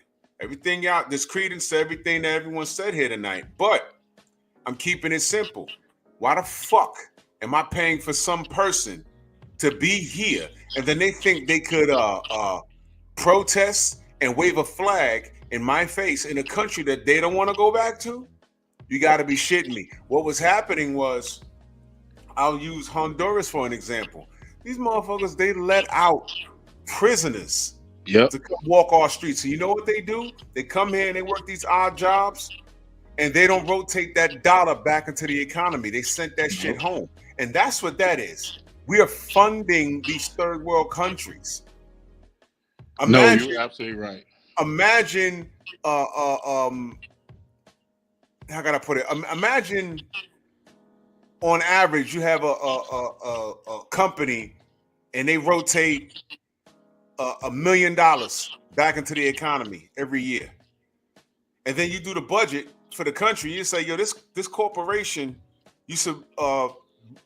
we used to get $1 million back circulating to the country from this company alone. Well, how much we get now? $75,000. Where's the rest of the money? Oh, a majority of the people in that company, they're from such and such. Who gives a fuckistan? They're over there. So we've been sending our money over there. And this is what they're doing. You know, they coming up in Home Depot. I saw this Mexican lady on Fordham Road. I'm like, where did she get a chainsaw to be selling on the corner of Fordham Road and Grand Concourse? A chainsaw? How did she get that? There was organized crime everywhere. The dude that did something in Colorado, something about he ran up in he organized the gang in Colorado. I heard that there's two sides of that story. I heard they said they didn't take over apartment complex, but they was harassing the people that lived. They said that the person that owned the complex, from what I heard. Hey, Rick, real quick before you go, Rick, did you used to be on the show called the P.E.P, man? Yeah. I knew that was you, man. You used to be the only one that be talking some sense on there, man. I'm happy I met you, dude. Like, that was dope. You used to be dope on that show, man. Common sense, not so common, bro. Right? But this let me tell you what was happening, Drew. Like, so what happened is that I'm talking on Chicago. I don't know what happened anywhere else, right? In Chicago, they was basically given free reign. They could go to the dealership and get a auto loan with no paperwork, right? They didn't need no birth certificate nor ID to get a driver's license in Chicago. Amazing. This is facts. These motherfuckers, them sanctuary cities got to change their rules, man. These dudes was driving around in $90,000 Suburbans on the South Side. Yeah, the sanctuary cities got to be better, man. They got to cut that shit out, man. They got to. The dude that did that in Colorado, I heard two stories. I heard they ran up in there and took over a complex. Then I heard the person that owned the complex allowed them to do that on purpose because they wanted to get people to move out. Mhm. Whatever the okay. case was, the ringleader of that, guess where they found him?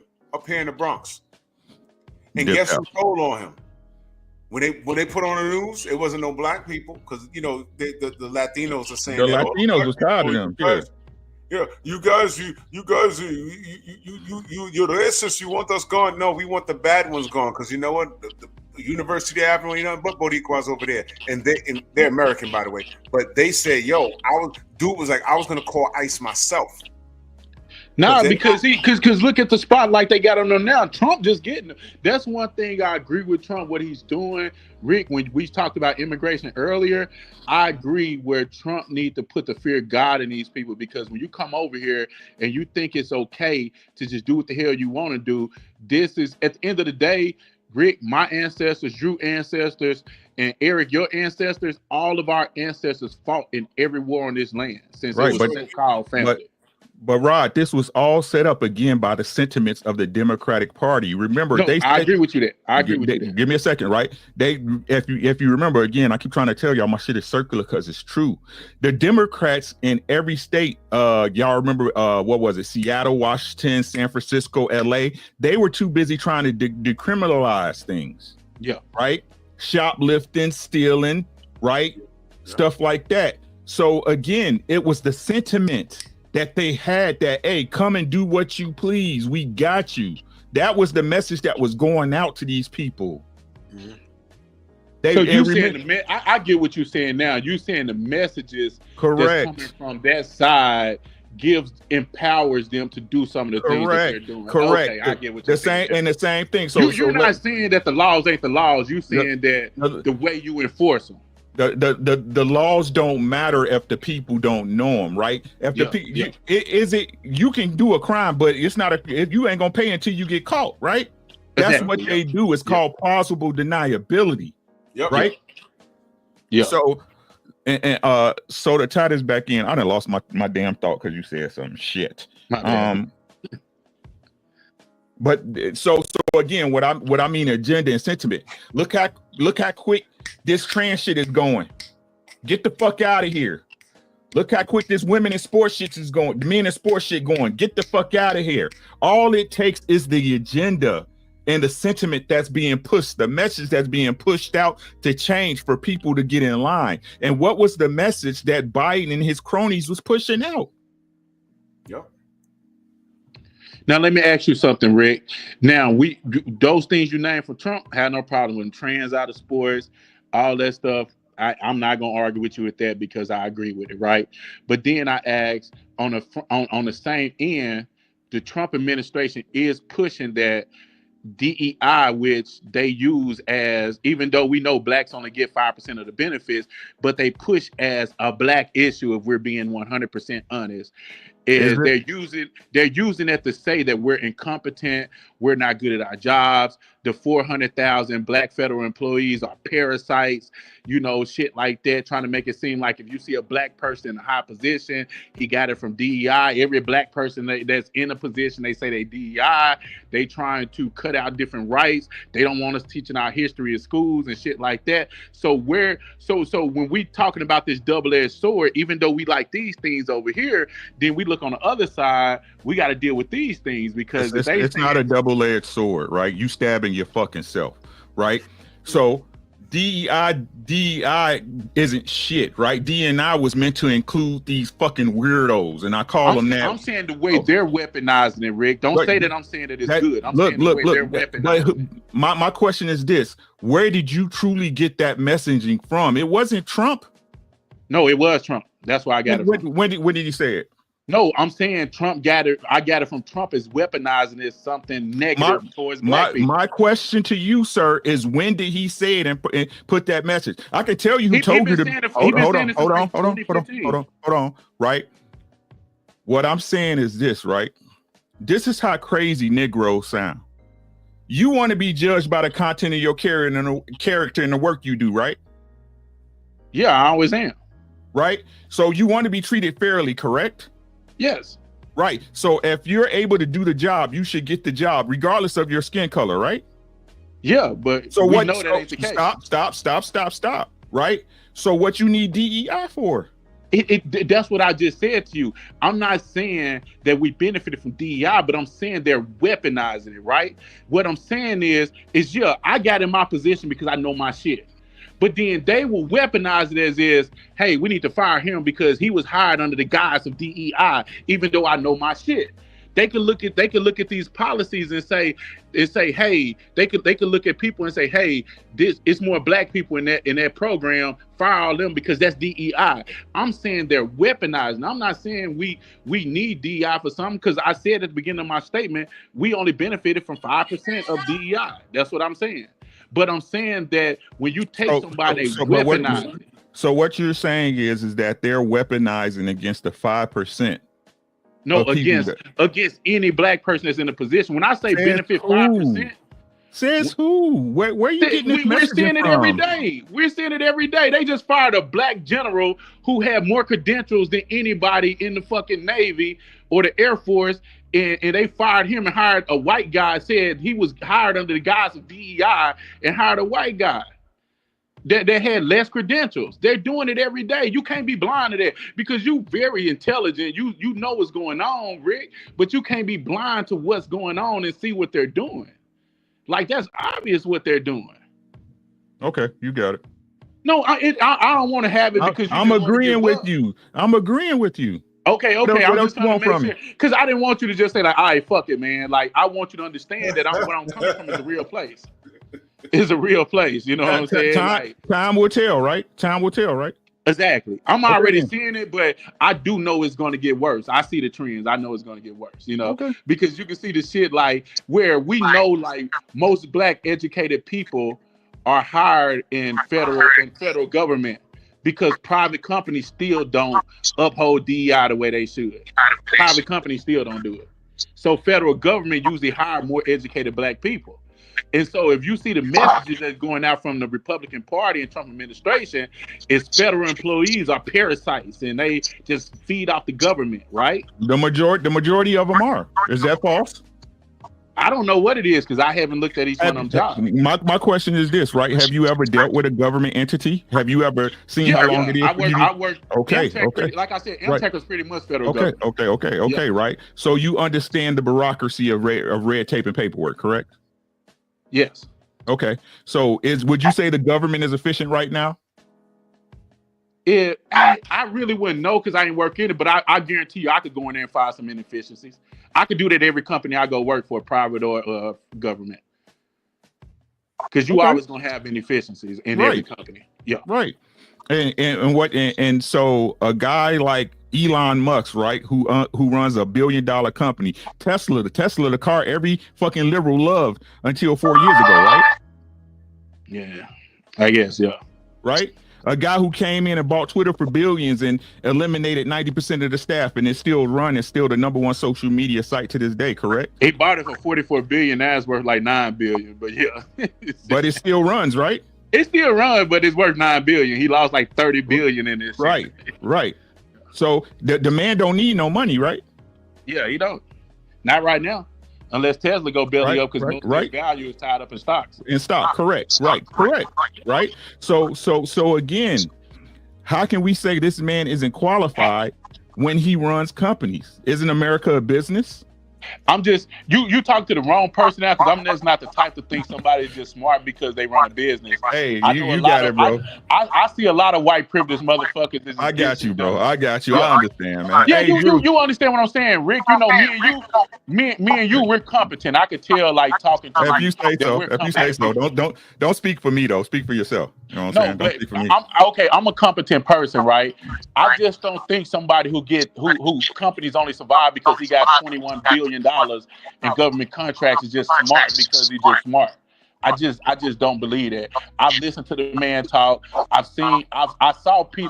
I followed and read where Peter Thiel had to fire him from PayPal because he was in there trying to do the same shit and fucking up stuff. So he just told him to go sit home and wait for them to sell the company.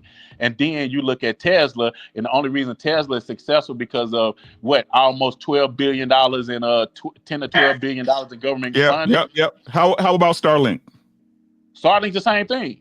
Government funding. How about SpaceX? SpaceX, same thing, government funded. I mean, your company's successful because it's government funded too, right? I don't care if my company funded. I just need my checks. Exactly. Hey, Drew, be easy, my boy, man. I appreciate you. I love you. It's just my check. Yes, sir. I know. Y'all be easy, bro. Man, I just really Hey, Drew, I'm finna leave too. I'm finna leave too, Drew. But I'm gonna say this. I'm gonna say this, Drew. man. Listen, we're gonna do this again because I think I'm not one of them brothers, Drew, I'm not one of them brothers that believe that because a white man is in a position that he's the greatest ever. I just don't do that shit. You know what I'm saying? I see too much, man. I see too much mediocrity in high positions from white folks to know like what's really going on. You get what I'm saying? I see it. But nah, this is fun, man. I enjoyed it, Drew. Man. I appreciate you. Yeah, we're gonna do it again. We're gonna do it again. Right, I'm gonna bring Sure Will up here. We're gonna cook again because there's gonna be a lot of moving parts, and we're only the third month in the year, and there's gonna be a lot of conversations we're gonna have because we haven't seen the end of this whole thing. Yeah, exactly. And yeah, I'm knocking on retirement. I need to know what my income is versus outgo, and we have to outgo out this country, and especially my dollar where it goes, you know. Yeah, but, for sure. Man, salute to you, Rod. I appreciate All you. right, man. Yeah, appreciate it. No doubt. My brother Eric Jordan, man, always welcome, man. Thank you so much. Hey, it was a good discussion. I mean, I don't want to interject on the DEI thing. It just reminded me of when they got rid of affirmative action for the colleges. I didn't see the DEI really helping really anybody except white women. So my affirmative action just the same thing. DEI, affirmative action, white women benefited from that more than anything. That's the weird part. But man, yeah, brother, much love and appreciation, man. Thank you so much, brother. Yes, sir. But phenomenal discussion, though. I'm not even gonna BS. It was great. I won't be live tomorrow morning at the normal time. I actually have somebody covering a presser for me tomorrow. Yeah, I got a little employee that's gonna do some work for me, so I'm giving him some. Oh, who's gonna be at the presser? Who you gonna do the presser for? Devin Haney, Jose Ramirez, and Rolly Romero, and Ryan Garcia, the presser. I opened up my email a few hours ago, and I got my my credential. So that's what's up.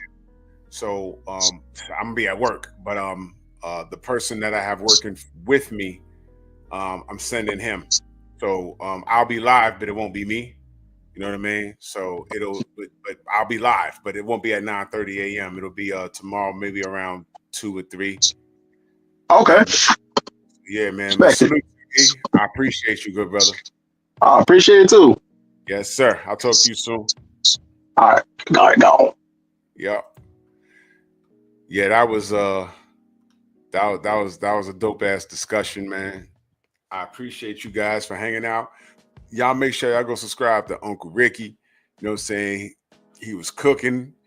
You know what I'm saying? There's gonna be more to discuss, man. I'm actually motivated to do more have more political conversations. Yeah, Noah Randall, LGBTQ also. They benefited from that.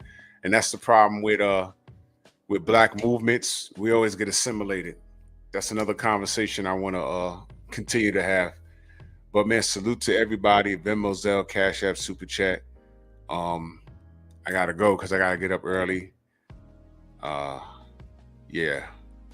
So I got a doctor's appointment, then I gotta go to work, and I have to hand my stuff over to my homeboy so he can go cover this presser for me. So yeah, man, salute to y'all, man. Harmonize, yeah. Next time, sweetie, just click the link and join the conversation. It's all good. You know what I mean? I appreciate y'all. And y'all make sure y'all go subscribe to my Patreon. I appreciate the support. For more unedited content, follow me on Patreon, Drew Titan, LLC.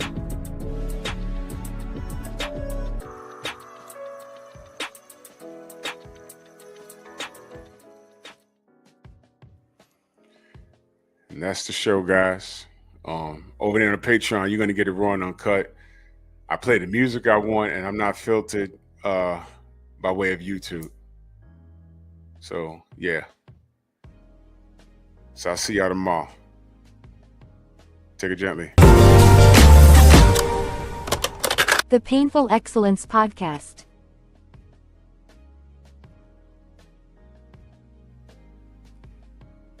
Bye-bye.